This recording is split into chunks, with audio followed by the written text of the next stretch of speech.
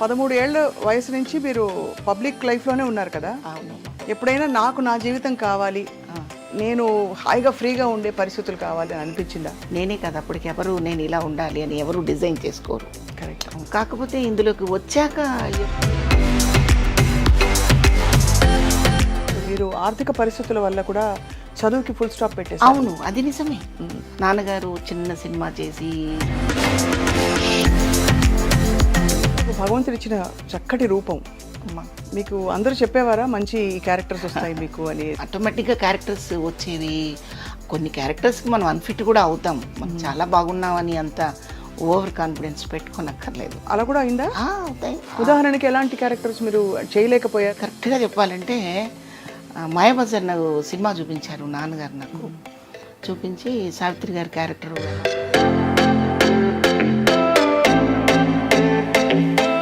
నేను చేయను. ముఖ్యంగా పౌరాణిక నాటకాలు వేయాలంటే ఒక విధమైన భాష మీద చాలా పట్టు ఉండాలి. నేను పౌరాణికం కాదమ్మా అసలు. మరి దుర్యోధనుడిగా మీ వేషం చూశాను నేను. మీకు ఎలా అనిపించింది శోభన్ బాబు గారి సినిమాలో? అబ్బో, అది చెప్పాలంటే అది ఒక అందమైన కథమ్మా. మానవుడు దానవుడు సినిమాకి ఒక 21 సార్లు వెళ్ళానమ్మా. కానీ అంత చక్కగా అంత అందంగా ఉండే శివపార్వతి గారు ఎక్కువ హీరోయిన్ పాత్రల నుంచి తొందరగా అమ్మ క్యారెక్టర్స్కి వెళ్ళిపోయారనే క్వశ్చన్ మిమ్మల్ని చాలా మంది అడుగుంటారు. మీరు అంత అందం అంటుంటే డౌట్ వస్తుందిరా నాకు. ఇప్పుడు మరి టీవీ సీరియల్స్ ప్రపంచం ఎలా ఉంది మీకు? ఇక్కడ కార్తీక మాసంలో శివపార్వతులని మనం తలుచుకుంటాం, స్మరించుకుంటాం. ఇవాళ అక్షరాల సాక్షాత్తు నటి శివపార్వతి గారిని కలవబోతున్నారు.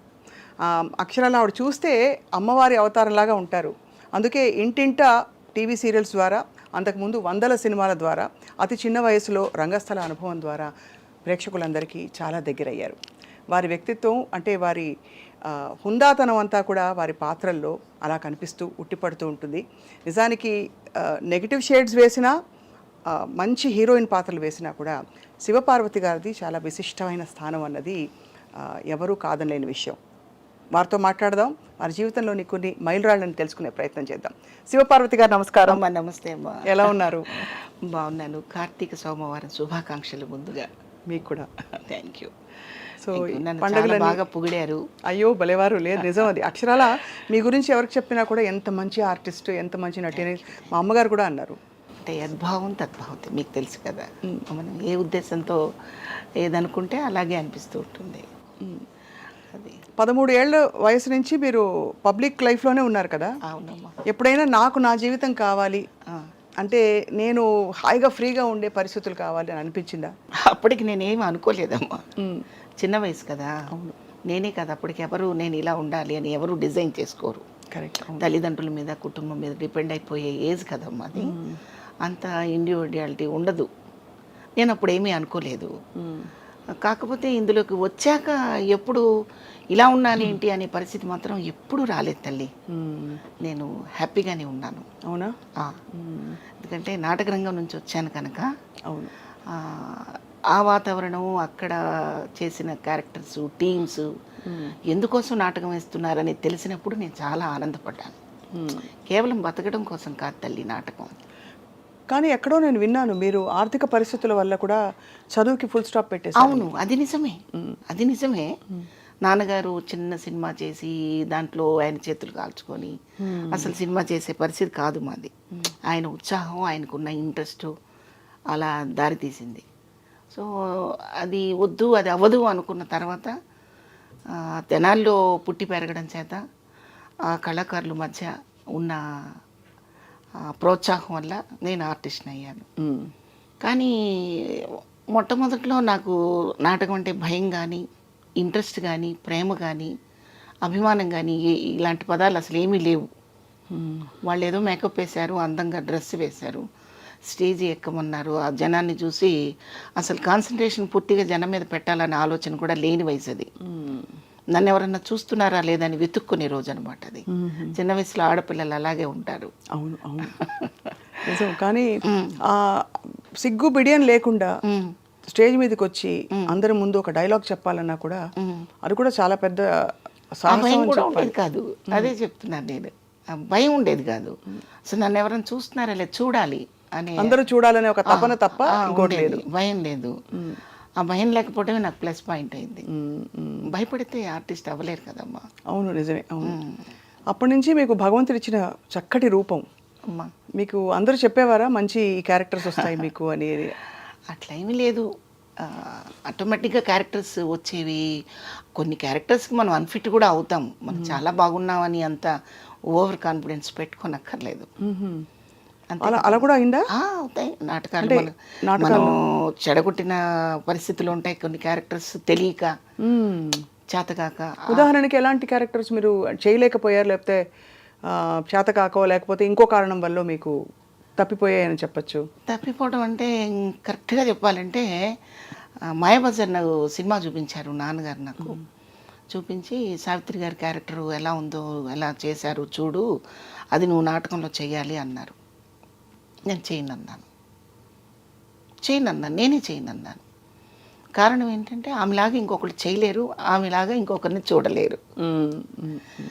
ఆ క్యారెక్టర్ అంతే అనమాట. 100కి 100% అనొచ్చో, 1000కి 1000% అనొచ్చో, ఏమనాలో నాకైతే తెలియదు. కానీ కొన్ని పాత్రలు వాళ్ళు చేశాక ఇంకొకళ్ళు చేయకూడదు. అవును. ఇమిటేషన్ చేసినా కూడా కరెక్ట్ కాదు, సాధ్యపడదు. అంటే అది రంగస్థలం మీద వేయించాలనా లేక నాటకం? అది అంటే బట్ అప్పుడు అభ్యంతరం ఎందుకు? అది సినిమా, ఇది రంగస్థలం కదా అయినా కూడా చూసే ప్రేక్షకుడికి సావిత్రి గారు గుర్తొస్తారు. గుర్తొచ్చి మళ్ళీ ఆ కంపారిజన్ వస్తుంది. ఖచ్చితంగా కంపారిజన్ వస్తుంది. మీరు చూడండి, రామారావు గారు కృష్ణుడు వేశాక మనం ఎవరు ఎంతమంది వేసినా కూడా మనకి రామారావు గారే గుర్తుకొస్తారు. అవును కదమ్మా. అలా అనమాట. ఆ ఫ్లేవర్ పోగొట్టకుండా, అంటే మనం చేయడం వల్ల ఆ ఫ్లేవర్ పోతుందని కదా పాత్రకి. ఆ పాత్రకి ఆ ఫ్లేవర్ పోగొట్టకుండా ఉండాలంటే మన మనసుకి ఒక నిర్ధారణ ఉండాలి. అవును. మనం చేయగలమా లేదా, మనకు ఆ క్యాపబిలిటీ ఉందా లేదా అని చూసుకోగలగాలి. అది మీరు నాటకాలు వేయడానికి, ముఖ్యంగా పౌరాణిక నాటకాలు వేయాలంటే ఒక విధమైన భాష మీద చాలా పట్టు ఉండాలి. నేను పౌరాణికం కాదమ్మా, అసలు వేయలేదు. మరి దుర్యోధనుడిగా మీ వేషం చూసాను నేను. అది ఏంటంటే నాకు ఇష్టం. అంతేనా? అలా క్యారెక్టర్స్ డిఫరెంట్గా చేయాలని. అది కూడా ఈ మధ్య జీ తెలుగు వాళ్ళు నాకు సరదాగా అవకాశం ఇచ్చారు. చిత్రం పళ్ళారి విచిత్రం సాంగ్ చేశామన్నమాట. అందుకోసం ఆ దుర్యోధనుడి గెటప్ వేసుకున్నాను. అయితే దీనికి అంకురార్పణ ఏంటంటే, చిన్నప్పుడు నా 16-17 సంవత్సరాల వయసులో చంద్రంగాడి పెళ్ళి అని ఒక నాటికి రాశారు ఒక అతను.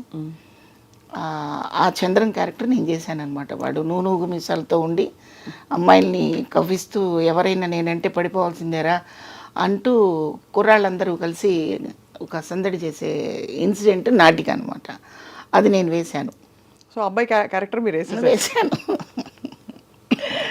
అబ్బాయి క్యారెక్టర్ వేసి నేనే అబ్బాయిని అనుకొని అమ్మాయి మీద చేయి వేస్తే సిగ్గుపడ్డ పిల్లలు కూడా ఉన్నారు. ఓహో, నిజమైన అబ్బాయి అనుకున్నారు. అంత న్యాచురల్గా నటించారు. చక్కగా ఎంత అందంగా ఉన్నాడని చెప్పి వాళ్ళ దగ్గరకు వచ్చి ఇలా పట్టుకుంటే, నేను ఇలా అంటే కొంటెగా ప్రవర్తిస్తున్నాడు ఆ కుర్రాడని కంప్లైంట్లు అప్పటికప్పుడు అన్నీ జరిగిపోయాయి. కంప్లైంట్లు కూడా వెళ్ళే. సో అదొక చిన్న సరదా అనమాట. ఆ సరదాతో అలా జరిగింది. ఆ తర్వాత నేను మగాడిగా పుట్టుంటే ఎంత బాగుండనే ఆలోచన కూడా ఒకసారి వచ్చింది. అంటే మామూలుగా అమ్మాయిలుగా పుట్టాలని అందరూ కోరుకుంటారు. అందరూ కొంచెం అటెన్షన్ ఎక్కువ అవుతుంది, అవకాశాలు వస్తాయంటారు. కానీ అబ్బాయిగా ఎందుకు అనుకున్నారు మీరు? ఏమన్నా అంటే అప్పుడు అనుకోలేదు. ఈ ఒక 15 ఏళ్ల క్రితం అనుకున్నాను. అంటే సమాజంలో జరుగుతున్న విషయాలు కానివ్వండి, ఆడదాని పట్ల ఉన్న నిరాదరణ కానివ్వండి, ఎంత చదివినా ఎంత ఎదిగినా ఒదిగొదిగి ఉండే నైజం కానివ్వండి, ఇంకా వెనకబడే ఉన్నామా అన్న ఒక ఫీలింగ్ వచ్చినప్పుడు, నేను ఎందుకు మగాడిని పుట్టుంటే బాగుండు కదా, నేను ఎందుకు పుట్టలేదనే ఫీలింగ్ అలా వచ్చేదనమాట. మీకు ఎప్పుడైనా వ్యక్తిగతంగా అయ్యాయండి అలాంటి సంఘటనలు? అంటే ఇలా ఇంత తీవ్రమైన భావన రావడానికి, మిమ్మల్ని ఇబ్బంది పెట్టడం, నిరాదరణ ఉంటాయమ్మా. ముఖ్యంగా అసలు మగాళ్ళని అనడం కంటే ఆడదానికి ఆడదే శత్రువు అంటే కరెక్ట్గా ఉంటుందేమో. మనం ఎప్పుడు ఏమనుకుంటాం, పురుషాధిక్యత, దానివల్లనే మనల్ని సరిగా గమనించటం లేదు, దానివల్లనే మనల్ని గుర్తించట్లేదు అనుకుంటాం కదా. దాంతోపాటు ఆడదాని ప్రభావం కూడా మన స్త్రీ జాతి పట్ల చాలా ఉంది, ఇప్పటికీ ఉంది. మనం ఎంత చదువుకున్నా, ఎంత ఎదిగినా, ఎంత ప్రపంచం చాలా చాలా విశాలమైంది అని మనం చెప్పుకున్నా, ఈ హృదయం మాత్రం ఎక్కడ విశాలంగా ఉండటంలో ఆడదానికి. ఒక పక్కన ఆడది ఎదుగుతున్నా, ఒక ఉన్నతమైన స్థితికి వచ్చినా అది సంకుచిత భావంతో చూసే స్థితిలో ఉన్నారు తప్ప అప్రిషియేట్ చేసే స్థితిలో లేరు. అయితే అందరూ అలాగే ఉంటారా అంటే కాదు, ఎక్కువ శాతం ఉన్నారు. అయితే మన ఆడవాళ్ళలో ఐఏఎస్ ఆఫీసర్లు చదివిన వాళ్ళు ఉన్నారు. అవును. మరి పెద్ద పెద్ద పోస్టులు చేసి రాజకీయంగా కానివ్వండి, ఏదైనా కానివ్వండి, దూసుకుపోయి ముందుకెళ్ళిన వాళ్ళు, మంచి పేరు తెచ్చుకున్న వాళ్ళు.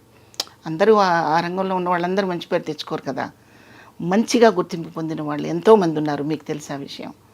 అలా చూసుకుంటే సంతోషంగా అనిపిస్తూ ఉంటుంది. ఒక సగటు మనిషిగా, సామాన్య స్త్రీగా చూస్తే బాధ అనిపిస్తూ ఉంటుంది. అంటే జీవితంలో సక్సెస్లు ఫెయిల్యూర్స్ రెండూ ఉంటాయి కదా తల్లి. అయితే ఎవరైనా అలా ఫెయిల్యూర్ అయినప్పుడు చేయూతనిచ్చి, బూస్టప్ ఇచ్చి, మాట వల్ల, వాళ్ళ చర్య వల్ల చేయూతనిచ్చే శాతం ఎప్పుడూ తక్కువగానే ఉంది. అవును. అందుకని అలా అనిపిస్తుంది. కానీ అంటే మీరు ఇబ్బంది పడింది ప్రొఫెషనల్ రైవలరీ వల్ల కాదు, వ్యక్తిగతంగా మీ జీవితంలో ఉన్న వ్యక్తిగతంగా మన సొసైటీలో మనం బతుకుతున్నా, మన ప్రపంచంలో మనం దాన్ని ఉన్నతంగా బతుకుతున్నా, ఏముందిలే సినిమా వాళ్ళనో, ఏముందిలే టీవీ వాళ్ళనో, ఏముందిలే నాటకాల వాళ్ళనో, ఈ నానుడి, ఈ మాట ఎక్కడైనా అనిపించుకోకుండా తప్పలేదు. అప్పుడు నాకు అనిపించేది అనమాట, ఇలా కాకుండా అలా ఉండుంటే నేను కూడా ఐఏఎస్ ఆఫీసరో ఇంకేదో అయ్యి ఉంటే ఇలా అన్నారు కదా. అప్పుడు ఆర్టిస్ట్ అవ్వడం వల్ల కదా ఇలా అంటున్నారు, ఆడది అవ్వటం వల్ల కదా ఇలా మాట్లాడతారు అనిపించేదే తప్ప, ఆ తర్వాత నా ఆత్మస్థైర్యంతో నేను వాటన్నిటిని బయటికి నెట్టగలిగాను. కానీ మీరు మీ సినిమా ప్రయాణం చూస్తే మామూలు ప్రయాణం కాదండి. మీకు 200 పైగా సినిమాలు, అండ్ అలాగే టీవీ సీరియల్స్, ఇంకా ఒకటి కాదు, రంగస్థల అనుభవం అంతకుముందు, పెద్ద పెద్ద దిగ్గజాలతో నటించే అవకాశం, ఇవన్నీ పెట్టుకుని కూడా మీకు కూడా ఇబ్బందులు అయ్యాయంటే అర్థం కాదు చాలా మందికి. ఇబ్బందులు అంటే అమ్మా, నేను అనేది పరిశ్రమ వల్ల కాదు, టోటల్గా మనం ఒక సొసైటీలో ఉంటాం కదమ్మా, ఎక్కడో ఒక చోట నివాసం ఉండాలా? అవును, ఉంటాం కదా. అవును. అక్కడ అది తెనాలి కావచ్చు, గుంటూరు కావచ్చు, హైదరాబాద్ కావచ్చు, ఇంకేదైనా కావచ్చు, హైదరాబాద్లో ఏదే ఒక ప్లేస్ కావచ్చు. ఒక మనిషి ఎదుగుదలని చూసి అప్రిషియేట్ చేసేదానికంటే క్రిటిసైజ్ చేసేవాళ్ళు ఆడవాళ్ళలో ఎక్కువ శాతం ఉన్నారు. కరెక్ట్. ఇది వద్దు అంటాను నేను. నాట్ ఓన్లీ ఆర్టిస్ట్ గురించి కాదు నేను చెప్తున్నది, అందరి ఒక ఫ్యామిలీలో ఏదైనా వాళ్ళ ఫ్యామిలీలో ఏమైనా డిస్ప్యూట్స్ రావచ్చు, డైవర్స్ తీసుకోవచ్చు, కావాలని ఆ భర్తతో దూరంగా ఉండే పరిస్థితులు రావచ్చు, ఉండాల్సిన పరిస్థితులు. నిజంగా సమస్య తెలుసుకొని ప్రోత్సహించకుండా ఆ భర్తని వద్దనుకున్నా, లేదా కొన్ని సమస్యల వల్ల పిల్లల్ని తన కష్టంతో బతికించుకుంటున్నా కూడా చిన్న చూపు చూసే పరిస్థితులు మనం ఎక్కువ చూస్తున్నాం. అవును, అది నేను మాట్లాడుతున్నాను. అది కరెక్టే. చాలా అది మీరు మదన పడి ఉంటారు, ఇబ్బంది పడి ఉంటారు చాలా విధాల. కానీ ఓవరాల్గా శివపార్వతి గారు, అమ్మా, మీ ప్రయాణం మీకు సంతృప్తినిచ్చిందా? సంతృప్తిగానే ఉందమ్మా, హ్యాపీగా ఉందా? ఎందుకంటే చిన్నప్పటి నుంచి నా మనస్తత్వం ఏంటంటే, మనం నడిచి వెళుతున్నప్పుడు రోడ్డంతా సాఫీగా ఎప్పుడు ఉండదు. ఒక్కోసారి ఏవో తగులుతుంటాయి కాళ్ళకి, వాటిని నెట్టేసి వెళ్ళిపోవాలి. కానీ దాని గురించి పెద్ద భూతద్దంలో చూపించి అలవాటు లేదు నాకు. ఎవరు మీకు అండాదండ? అంటే మీరు సినిమా పరిశ్రమలోకి వచ్చాక, ఇది కొత్త పరిశ్రమ, ఇక్కడ ఎంత నాన్నగారికి ఒక సినిమా తీసిన అనుభవం ఉన్నా కూడా మీకు ఎవరు వెన్నంటే ఎవరు ఉండేవారు? మీతో కూడా ఎవరు ఉండేవారు? నాతో కూడా ఉన్నది మా అమ్మ, మా నాన్నగారే. బట్ సినిమా ఇండస్ట్రీకి వచ్చాక సంపూర్ణంగా పరుచూరి బ్రదర్స్. అవును, అది వాళ్ళు మిమ్మల్ని చూసి గుర్తించారు. సంపూర్ణంగా పరుచూరి బ్రదర్స్ వాళ్ళు నాకు తండ్రి అనుకుంటే తండ్రి, అన్న అనుకుంటే అన్న, గురువు అనుకుంటే గురువు. సంపూర్ణంగా వాళ్ళ అండదండలు, వాళ్ళ ప్రోత్సాహం అన్నీ ఉన్నాయి నాకు. ఎంటైర్ ఫ్యామిలీ వాళ్ళిద్దరు ఒకటే అని కూడా నేను చెప్పలేను. బుజ్జమ్మ గారు కానివ్వండి, పరుచూరి గోపాలకృష్ణ గారి మిస్సెస్ బుజ్జమ్మ గారు కానివ్వండి, వెంకటేశ్వరరావు గారి ఫ్యామిలీ కానివ్వండి, వాళ్ళ పిల్లలు అందరూ కూడా ఆర్టిస్టుతో పాటు నా వ్యక్తిత్వాన్ని కూడా గౌరవించగలిగిన పరిస్థితి నేను ఏర్పరచుకున్నాను. సో వాళ్ళ ప్రోత్సాహం ఎప్పుడూ ఉంది. ఇక ఇండస్ట్రీకి వచ్చాక నాకు వేషం ఇచ్చిన ప్రతి డైరెక్టరు, ప్రొడ్యూసరు కూడా నన్ను ప్రోత్సహించారని చెప్పాలి కదమ్మా. అవును, నిజమే కదా. ఎందుకంటే నేను ఫస్ట్ టైం యాక్ట్ చేస్తున్నప్పుడు వాళ్ళ దగ్గర నా వైఖరి తెలియదు, నేను ఎంత బాగా చేస్తానో ఎంత బాగా చెడగొడతానో రెండూ తెలియదు. ఒక కాన్ఫిడెన్స్తో క్యారెక్టర్ ఇచ్చినప్పుడు అది ఎంకరేజ్ చేసినట్టే కదా. అది ఎర్రమల్లెలే ఫస్ట్ కదా మ్యామ్ మీది? అది ఎంకరేజ్ చేసినట్టే కదా. ఎర్రమల్లెలే ఫస్ట్ కదా మ్యామ్ మీది? ఎర్రమల్లెలు ఎర్రమల్లెలే. ఎర్రమల్లెలే ఫస్ట్ అవుతుంది. దాని తర్వాత సప్తపది చేశాను. సప్తపరి చేశారు. అది చిన్న వేషాలు అందులో, అంటే 2 సీన్లు 3 సీన్లు ఉండే వేషాలు. కానీ మీకు మంచి గుర్తింపు వచ్చింది మాత్రం శోభన్ బాబు గారితో కలిసి సర్పయాగం సినిమా. అప్పటికి పరశుర బ్రదర్స్ వాళ్ళు పరిచయం చేయబట్టే కదా మీరు అసలు ఇండస్ట్రీ. వాళ్ళు పరిచయం చేయకపోతే నేను లేనమ్మా. అసలు నేను లేను, నేను ఎవరో తెలీదు. ఇప్పుడు మీరు చెప్పే ఎర్రమల్లెలు సప్తపది కూడా నేను తెనాల్లో ఉండి నా నాటకాలు నేను వేసుకుంటూ నా బిజీలో నేను ఉండి మధ్యలో ఎప్పుడో ఒక 6 నెలలకు, ఒక సంవత్సరానికో వాళ్ళు పిలిస్తే ఒక వేషం వేసి రావడమే తప్ప ఫుల్ కాన్సన్ట్రేషన్ దీని మీద పెట్టింది లేదు. నేనంటూ హైదరాబాదు వచ్చి ఇక్కడే నివాసం ఉండి ఇక్కడ క్యారెక్టర్స్ చేస్తూ ఉండటం కోసం వచ్చిన అవకాశం ఇచ్చింది మాత్రం పరచూరి బ్రదర్స్.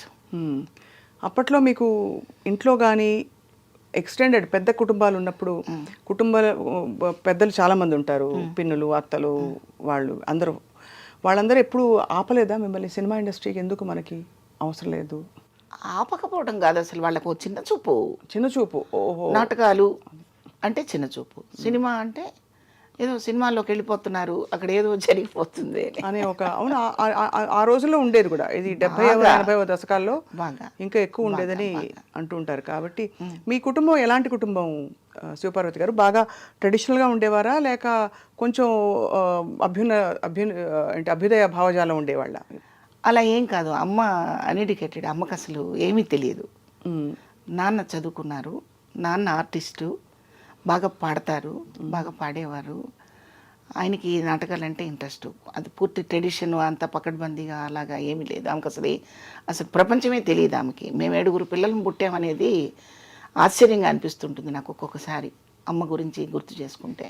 చాలా చిన్న ఫ్యామిలీ, ఫైనాన్షియల్గా కూడా మేమేదో పెద్ద ఎదిగి అంత స్థిరంగా ఉన్న వ్యక్తులమేం కాదు. ఓ చిన్న, అంటే ఉండడానికి ఇల్లు, బతకడానికి చిన్న వనరులు ఉన్న ఫ్యామిలీయే తప్ప వెల్ సెటిల్డ్ అని చెప్పే అంత ఏం కాదు. అలా అనమాట. ఎంతమంది అక్క చెల్లెళ్ళు మీరు? ఇద్దరు. అండ్ ముగ్గురు బ్రదర్స్. సో అయితే మీరు మొత్తం 5గురికి మీరు అంటే దాదాపు 7 అని చెప్పారు. 7గురిలో 2 వెళ్ళిపోయారు. ఎప్పుడు? చిన్నప్పుడే? చిన్నప్పుడు. మేము 5 ముగ్గురు బ్రదర్స్ ఉన్నారు. అసలు పెద్ద పెద్ద కుటుంబంలో ఎన్ని జరిగిపోతూ ఉంటాయండి కళ్ళ ముందు, అర్థం కాదు కదా. అవి మొత్తం అంటే దాన్ని జీర్ణించుకునే లోపు ఇంకోటి ఏదో కొత్త సమస్య, సవాలు, పని, ఒత్తిడి, ఇవన్నీ ఎలా జీవితం, మీ బాల్యం, మీ యవ్వనం అంతా అందులోనే కొనసాగిపోయింది. పెద్ద కుటుంబాల్లో ఏముందిలేమ్మా, మాలాంటి చిన్న కుటుంబాల్లో కూడా ఎన్నో జరుగుతూ ఉంటాయి. అవి ఆపలేము. అంటే అది బుద్ధిని బట్టి, సంస్కారాన్ని బట్టి ఉంటుంది. ఉదాహరణకి మా మదరు చనిపోయి రేపు వచ్చే ఫిబ్రవరికి 2 years అవుతుంది. 2 years. అయితే సమాజం ఎలా ఉంది అంటే డబ్బు వల్ల మనసు ఎదగదు, డబ్బుతో సంబంధమే లేదు. మనిషి ఎదగాలి, మనసు ఎదగాలి. దానికి ఏమి పెద్ద పెద్ద ఎక్విప్మెంట్స్, కోట్లు, డబ్బులు, ఎకరాలు, పొలాలు అక్కర్లేదు. మనసుకు పదును పెడితే చాలు. అయితే ఆ మనసుకు పదును పెట్టడం చాలామంది మర్చిపోయారు. అమ్మకి 3 కొడుకులు ఉండి కూడా ఆమె దాన్ని ఏమంటారు, అంతిమయాత్రలో ఆమెకి సంబంధించిన సంస్కారాలు చేయటానికి 2 కొడుకులు రాలేదమ్మా. అలా ఎలా జరిగింది అసలు? రాలేదు. అంటే పెళ్ళిళ్ళు అయిన తర్వాత వాళ్ళ వరలోకి ఇరుక్కుపోతారు కొంతమంది మగవాళ్ళు. ఆవిడ పర్మిషన్ ఇవ్వలేదని మా మదర్కి ఆ కార్యక్రమాలు చేయలేదు. నా లాస్ట్ దూరంగా ఉంటారా వాళ్ళు బాగా? అంటే అమ్మ బుచ్చిరెడ్డిపాలెంలో ఉంటారు, మా సిస్టర్ అక్కడ ఉంది, అక్కడ నా దగ్గర ఉండేవారు. అమ్మ బ్రదర్స్ రాని బ్రదర్స్ ఎక్కడ ఉంటారు? ఇక్కడ హైదరాబాద్లో ఉంటాడు ఒక బ్రదరు. ఇక్కడి నుంచి రావడానికి కూడా ఇబ్బందా? ఇబ్బంది. వాళ్ళు ఏదో ఇతర దేశాల్లో ఉన్నట్టు.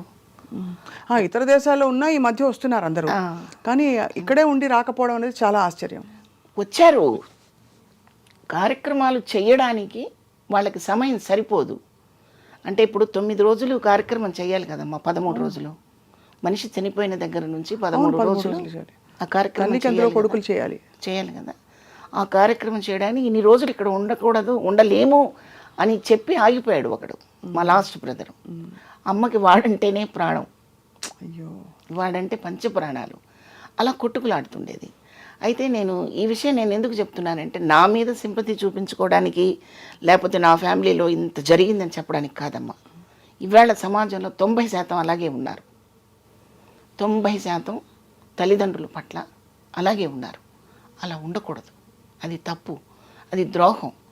బయటకు వచ్చేటప్పుడు మనం చక్కగా నీట్గా అలంకరించుకొని చాలా ఖరీదైన మనుషుల్లా తిరిగినంత మాత్రాన ఖరీదవరు. ఖరీదైన పనులు చేయాలి, విలువిచ్చే పనులు చేయాలి, మన విలువను పోగొట్టుకోకూడని పనులు చేయాలి. మన మోరల్స్, మన కుటుంబ సంబంధాలు, బంధాలు, అనుబంధాలు ఇవన్నీ ఎప్పుడు పదిలంగా కాపాడుకోవాలి. ఒకరి కోసం కాదు, మన కోసం కదా అమ్మా. అందుకు నేను ఈ విషయాన్ని మీకు రివీల్ చేశాను. లేదు, చాలా బాధాకరమైన విషయమే. ఒక సోదరిగా మీరు, అమ్మకి కూతురుగా, అలాగే ఈ అన్నలే కదా మీకు ఇద్దరికి? తమ్ముళ్ళకి అక్కగా మీరు చాలా బాధపడి ఉంటారు. మరి దెబ్బలాడారా వాళ్ళతో? ఎందుకు రాలేదని? ఎందుకు చేయలేదు? అందరూ వచ్చారు. అదే ఎందుకు రాలేదంటే ఆ కార్యక్రమాలకి ఎందుకు ఉండలేకపోయారు? వాళ్ళకి టైం లేదు. ఇప్పుడైతే గబగబా చేసేసి వెళ్ళిపోతాం, కానీ ఓ 13 రోజులు ఇక్కడే కూర్చోవాలంటే కుదరదు. వాళ్ళు ఆవిడ పర్మిషన్ ఇవ్వాలి, వాడి మనసుకు ఒప్పుకోవాలి, వాడికి టైం కుదరాలి, అలా అన్నమాట. పాపం లాస్ట్ మినిట్ వరకు అమ్మ వాడి కోసం అలమటించింది, అది నాకు తెలుసు. ఇంకా నేనైతే ఇంకొక 5 నిమిషాల్లో మరి ఇది ఎవరితో చేయించాలి? పెద్ద కొడుకు చేయటం లేదు, చిన్న కొడుకు చేయట్లేదు, మధ్యలో ఇంకో తమ్ముడు ఉన్నాడు, రెండో తమ్ముడు, మా తమ్ముడు. వాడు కూడా కాదు అంటే వాడు ఒంగోలులో ఉంటాడు. మా బంధువులందరూ 200 మంది ఫ్యామిలీస్ ఒంగోలులో ఉన్నారు. ఒకవేళ వాడు కూడా కొంచెం కొద్దిగా అడుగు వెనక్కి వేస్తే హైదరాబాద్ తెచ్చుకొని జమున గారి కూతురులాగా నేను కూడా మా అమ్మకు అలా చేద్దాం అనుకున్నాను. అయితే అవకాశం నాకు ఇవ్వకుండా వాడు చేసేసుకున్నాడు. అదొకటి సంతోషం. అలా అనమాట. చాలా భారాన్ని మీరు చిన్నప్పటి నుంచి ఇలా చాలా విషయాలు మింగేసి ఉంటారు ఎక్కడికక్కడ మీరు. తప్పదమ్మా, జీవితంలో ఎప్పుడు వడ్డించిన విస్తరి కాదు జీవితం. విస్తరి సరిగా వేసుకోవాలి, దాంట్లో వడ్డించుకోవాల్సిన వస్తువులు కూడా జాగ్రత్తగా వడ్డించుకోవాలి. అన్నీ కలిపి కొప్పేసాం అనుకోండి, మనకు ఆకలి వేయదు. జీవితం కూడా అంతే కదా తల్లి. అవును. అట్లాగే నేను చెప్పేది నా కష్టం గురించి నేను చెప్పట్లేదు సుమా. జనం బయట అంతా ఎలా ఉన్నారంటే 90% ఇదే పరిస్థితుల్లో ఇదే పంధాలో నడుస్తున్నారు. తల్లిదండ్రులు చనిపోయే పరిస్థితి తీసుకొచ్చేది వాళ్ళే, చనిపోయిన తర్వాత దుర్మార్గంగా చూసేది కూడా వాళ్ళే. అవును. అలా చేయొద్దని 2 చేతులెత్తి దండం పెట్టి మరీ చెప్తున్నాను. మనిషి జన్మకి సార్థకత మన ధర్మాలు మనం పాటించినప్పుడే. అవును. అవి పాటించకపోతే మనిషి అని చెప్పడానికి అర్హత ఎవరికీ ఉండదు. అందుకు నేను చెప్తున్నాను. ఎందుకంటే నేను కూడా ఒక అమ్మని, నానమ్మని. వేషాలు కూడా అన్నీ అమ్మ వేషాలు, నానమ్మ వేషాలు. ఒక తల్లి ఆర్ద్రత, ఒక తల్లి హృదయం పర్సనల్గా చవి చూసిన దాన్ని, పాత్రల ద్వారా మరింత వైడ్గా చూసిన దాన్ని. అందుకని చెప్తున్నాను, ఎవరైనా నా మాట, ఎవరైనా ఒక్క మాటైనా అలా మనసుకు తాకితే నేను చాలా సంతోషపడతాను. చాలా గొప్ప మాట, అవసరమైన మాట చెప్పారు. అవునమ్మా. శివపార్వతి గారు, అయితే మీరు ఇండస్ట్రీకి వచ్చిన కొత్తల్లో ఇంకా వరుసగా మీకు వర్క్ ఉండేదా? ఆ టైంలో షూటింగ్లకి మీ వెంట ఎవరు ఉండేవారని, అంటే అమ్మ కానీ నాన్నగారు కానీ వచ్చే పరిస్థితుల్లో ఉన్నారా? నేను ఇండస్ట్రీకి వచ్చేప్పటికే నాన్నగారు లేరు. నాన్నగారు వెళ్ళిపోయారు. అసలు నేను సినిమా ఆర్టిస్ట్ అయ్యాక నాన్న చూసుకోలేదు.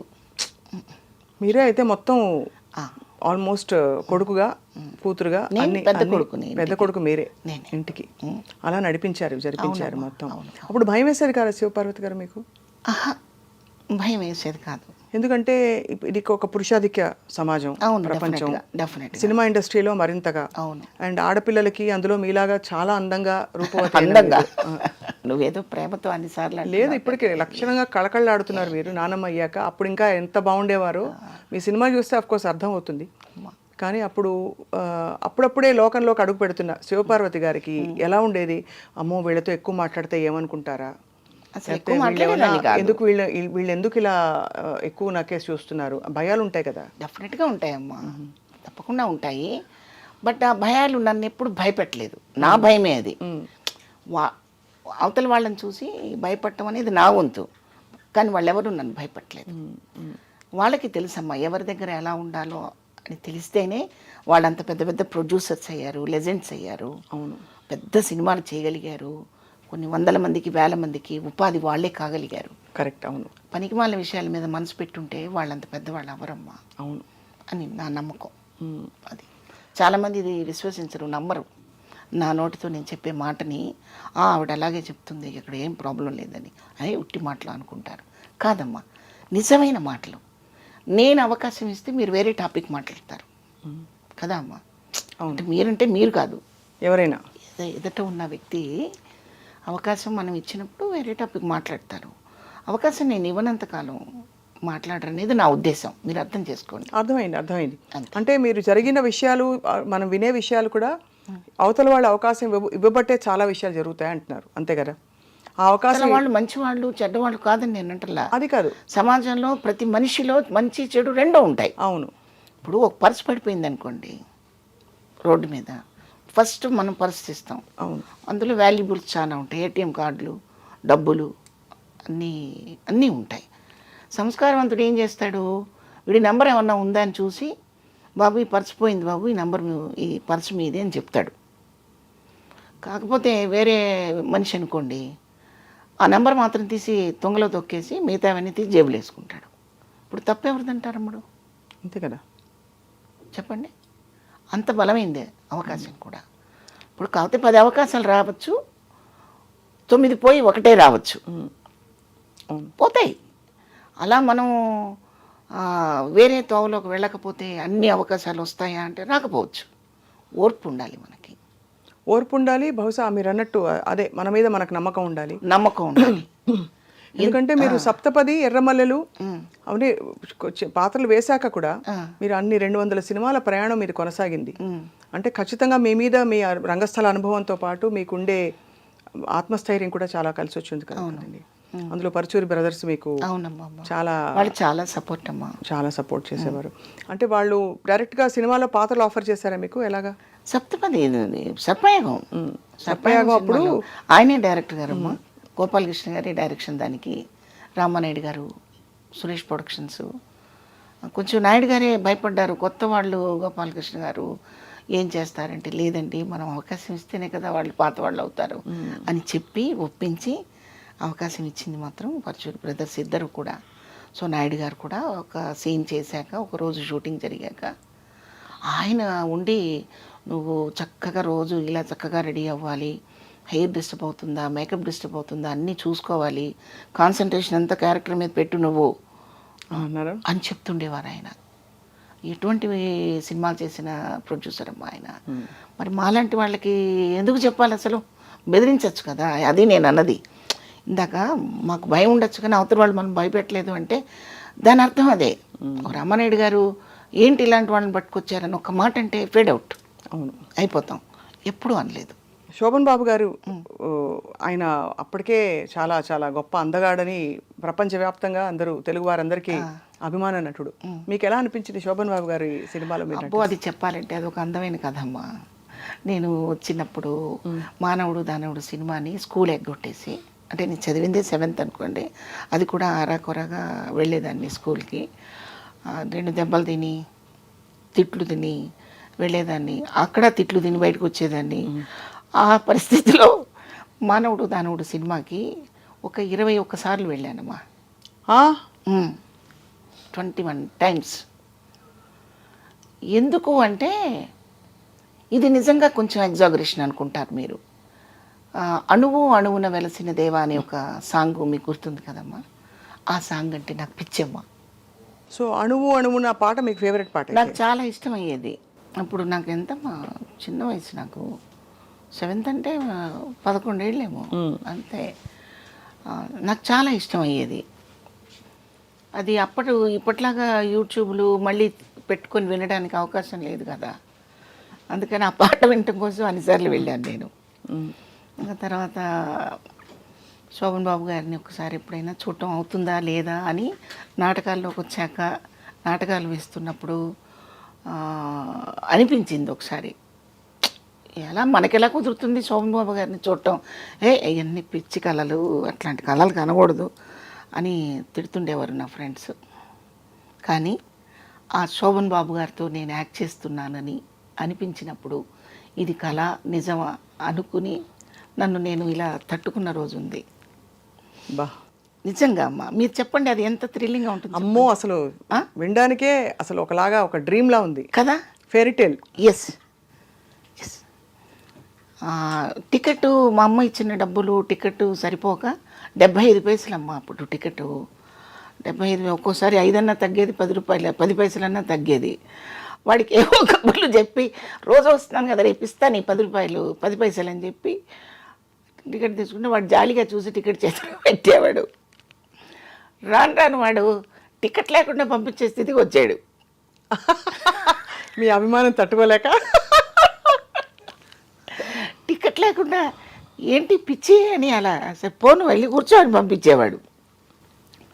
ఆ చేతిలో 4 వేరుశెనక్కాయలు నువ్వుండ్లో పెట్టుకొని అది చూస్తూ ఆ సాంగ్ వచ్చేటప్పుడు మాత్రం ఈ లంగాకి ఈ తడంతా తుడిచేసుకొని అక్కడ జరుగుతుంటే ఇలా కళ్ళొత్తుకొని ఏడ్చేదాన్ని. ఆ ఫీల్ ఏంటో తెలిసేది కాదు. అలాంటి నేను శోభన్ బాబు గారిని ఇలా ఇంత డిస్టెన్స్లో చూసినప్పుడు ఆయనతో పాటు నేను యాక్ట్ చేస్తున్నప్పుడు ఎలా ఉంటుందమ్మా చెప్పండి. థ్రిల్లింగ్ థ్రిల్లింగ్ థ్రిల్లింగ్ అలా అనమాట. సో ఫస్ట్ డైలాగ్ ఏంటి మీరు శోభన్ బాబు గారితో? ఫస్ట్ డైలాగు ఇక్కడ ఈ చెస్ట్ హాస్పిటల్ ఉంది కదమ్మా ఈఎస్ఐ దగ్గర, ఆ హాస్పిటల్లో ఆ షార్ట్ పెట్టడం కూడా నా టైంకి అది బ్యాడ్ అనుకోవాలో గుడ్ అనుకోవాలో నాకు తెలియదు. చక్కగా ఇలా కెమెరా స్టాండ్ చేసి పెట్టి చెప్పిన కాదు. ఈ ఒక స్టేర్ కేసు నుంచి ఎక్కి ఆ స్టేర్ కేసు నుంచి దిగి ఆయన్ని ట్రేస్ చేసి పట్టుకొని నా బిడ్డని మీరు ఎలాగైనా బతికించాలి డాక్టర్ గారు, ఎన్ని కోట్లైనా పర్వాలేదని చెప్పి మీ కాళ్ళు పట్టుకుంటానని పరిగెడుతూ చెప్పే డైలాగ్ అది. ఆ డైలాగ్ నేను ఎక్కడో ఆగిపోతున్నాను ప్రతిసారి. ఆగిపోతుంటే అన్ని లైట్లన్నీ ఆపేశారు. నాకు టెన్షన్ వచ్చేసింది. ఆయన దగ్గరికి పిలిచి ఇలా షోల్డర్ మీద చేయి వేసి, ఏది ఫ్రీగా ఇచ్చిన టికెట్తో సహా నేను వెళ్ళి చూసి వచ్చిన శివపార్వతిని ఆయన ఇలాగా షోల్డర్ మీద చేయి వేసి, ఎందుకు టెన్షన్ పడుతున్నామ్మా నువ్వు అన్నారు. తెలియదండి, పరిగెడుతుంటేనేమో ఇది గస వస్తుంది, మీరు అనేది నాకు ఊహించలేకపోతున్నాను, భయం వేస్తుంది, డైలాగ్ మర్చిపోతున్నాను అని. అంటే ఇక్కడ ఒక అక్షరం పోయినా ఎవ్వరు ఇక్కడ అదే అక్షరం పలకలేదని అడిగే షాట్ కాదు ఇది. మీరు ఒకటే గుర్తుపెట్టుకోండి అమ్మా, మీ బిడ్డకి బాగాలేదు, డాక్టర్ని ప్రాధాయపడుతున్నారు, మీరేం చెప్పాలో చెప్పేసేయండి అన్నాడు. ఇంకా తర్వాత ఒకటే షాట్లో ఓకే అయిపోయింది అది. అబ్బా, ఏం చెప్పారు చెప్పరా ప్లీజ్? అదే చెప్పాను అక్కడ. డాక్టర్ గారు ఒకసారి డాక్టర్ గారు డాక్టర్ గారు డాక్టర్ గారు డాక్టర్ గారు అంటూ వెంటబడి పరిగెత్తుకుని వెళ్ళి ఎన్ని కోట్లైనా ఇస్తాను డాక్టర్ గారు, నా బిడ్డను బతికించండి డాక్టర్ గారు, ప్లీజ్ డాక్టర్ గారు, ప్లీజ్ డాక్టర్ గారు అంటుండగా షార్ట్ అయిపోయింది. ఈ షార్ట్ అవ్వగానే నాగేష్ గారు వచ్చి అప్రిషియేట్ చేశారు ఫస్ట్. ఆయనంత మహానుభావుడో చెప్పండి. ఆయన అసలు ఆయన నా నుదురు మీద ముద్దు పెట్టేసుకొని ఎంతో తబ్బిపోయి ఎంత మంచి ఆర్టిస్ట్ నాయుడు గారు అంటే ఉట్టిదే. వాళ్ళు చేసిన క్యారెక్టర్లో నేను ఏముంది అక్కడ చేసింది చిన్న షార్ట్. ఇది నేను ఎందుకు చెప్తున్నానంటే, ఒక మొక్క ఎదగడానికి రోజు నీరు పోయటము, దాన్ని కాపాడటం ఎంత పదిలంగా మనం చూస్తామో, ఒక ఆర్టిస్ట్ ఎదుగుదలకి అటువంటి మహానుభావులందరూ కూడా చక్కగా వాళ్ళ ప్రోత్సాహాన్ని అందించి ఒక్కొక్క మెట్టు ఎక్కించడానికి దోహదపడతాయన్నమాట. అటు ఒకటి నాయుడు గారు విసుక్కున్నా, శోభన్ బాబు గారు విసుక్కున్నా, గోపాలకృష్ణ గారు విసుక్కున్నా కొంచెం ఇదైపోయారు, అయిపోతాం. నాగేష్ గారు ఎక్కడండి ఇది తలకాయ నొప్పి, ఇంత పెద్ద షార్ట్ పోయిందండి, కంపైపోయింది అని అంటే నేను ఎప్పుడో వెళ్ళిపోయేదాన్ని తెనాలి. నేను అందుకని వాళ్ళని ఇప్పుడు గుర్తు చేసుకుంటున్నాను. నిజంగా మహానుభావులు వాళ్ళు. మాతో పాటు పక్కన ఆర్టిస్ట్ కూడా పంచభక్ష పరమాన్నాలు తినాలని కోరిక గోపాలకృష్ణ గారికి రావటం, పరచూరి బ్రదర్స్కి. ఆ కోరికని ఒక రామానాయుడు గారు, దాసరి గారు, నారాయణమూర్తి గారు, ఎంతోమంది గొప్ప గొప్ప డైరెక్టర్స్, ఆర్టిస్టులు వీళ్ళందరూ కూడా గమనికతో ఉండడం అనేది చాలా గొప్ప విషయం. వెరీ గుడ్ ప్లాట్ఫామ్ అనమాట అది మాకప్పుడు. చాలా బ్యూటిఫుల్. అంటే మీకు అన్నీ అమరినట్టు భగవంతుడి నిర్ణయం అంటారా ఇవన్నీ? ఖచ్చితంగా అమ్మా. అంటే అంత నమ్ముతారా మీరు? నమ్ముతానమ్మా, బాగా నమ్ముతాను, బాగా నమ్ముతాను. మనం చేసే పనులు మనకెప్పుడు మనల్ని బ్లెస్ చేస్తాయమ్మా. కాకపోతే మీలాగా ఎదురుకుండా నాకు ఇలా దేవుడు కనిపించకపోవచ్చు, మీతో ఏదో మంచి పని మాత్రం నాకు చేయిస్తాడు. ఏదో అలా భగవంతుడు ఏ మార్గంలో ఎప్పుడు రావాలో అది అలా మనకు మీకు అనేక తెలీదు. సందర్భాల్లో స్ఫురించి మీకు ఇలా దేవుడు దయ వల్ల అది జరిగింది. ఇప్పుడు గోపాలకృష్ణ గారిలో ఆ భావన కలిగించింది దేవుడు, కానీ దేవుడు నాకు కనిపించడు. అంతే కదా. ఒక స్టేజ్ ఆర్టిస్టులు వీళ్ళు 30 మంది ఆర్టిస్టుని సెలెక్ట్ చేసుకున్నారమ్మ అప్పుడు వాళ్ళు. వీళ్ళందరూ తెలంగాణ శకుంతల, నేను, రఘునాథ్ రెడ్డి, జయప్రకాష్ రెడ్డి, చింతన్ దేవనాథ్ గారు అని ఇంకొక ఆర్టిస్ట్ ఉన్నారు. కొంతమంది బయటకు రాలేకపోయారు, కొంతమంది అదృష్టవశాత్తు చేసుకున్నారు. నేను ఈ రోజుకి మీ కంటికి కనపడుతున్నానంటే నిజంగా వాళ్ళు ఇచ్చిన బ్లెస్సింగ్స్ ఎంత గొప్పవి అనేది నేను ఇక్కడ చెప్పాలి. అట్లా కానీ అంత చక్కగా అంత అందంగా ఉండే శివపార్వతి గారు ఎక్కువ హీరోయిన్ పాత్రల నుంచి తొందరగా అమ్మ క్యారెక్టర్స్కి వెళ్ళిపోయారనే క్వశ్చన్ మిమ్మల్ని చాలామంది అడుగుంటారు. మీరు అంత అందం అంటుంటే డౌట్ వస్తుందిరా నాకు.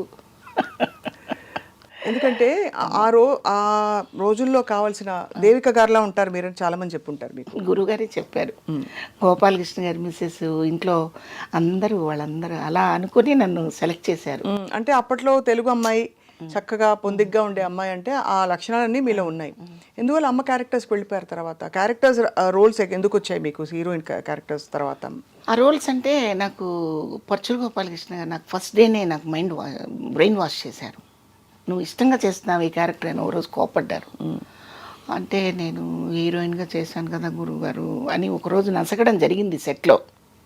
చాలా పొరపాటు పడుతున్నావు నువ్వు, ఒకసారి మదర్ క్యారెక్టర్ వేస్తే నువ్వు ఉన్నంత వరకు వేయచ్చు వేషాలు. హీరోయిన్ అంటే కొంతకాలం చేసి తర్వాత ఫేడ్ అవుట్ అయిపోతావు. ఆ తర్వాత రీఎంట్రీలు గోళ గందరగోళం ఉంటాయి. ఏది ఒక స్టాండర్డ్ వచ్చిన హీరోయిన్ అయితే మళ్ళీ ఆ స్టాండర్డ్ రాకుండా 2 సినిమాలు చేసి పక్కెళ్ళిపోయావు అనుకో, ఎవరు పట్టించుకోరు. కాబట్టి ఈ రూట్ బెటర్ అని చెప్పారు. ఇది బెటరు, నువ్వు చక్కగా వేయి. నీకు ఇప్పుడు 29-30 సంవత్సరాలు, అంటే ఇప్పుడు ఈ పరిస్థితికి నేను వచ్చి 30 years అయిపోతుందమ్మా. అంటే 30 years బ్యాక్ సంగతి నేను చెప్తున్నాను. సో నీకు ఎంతో స్పాన్ ఉంది, చక్కగా చేసుకోవచ్చు అని చెప్పినప్పుడు నాకు నిజమే అనిపించింది.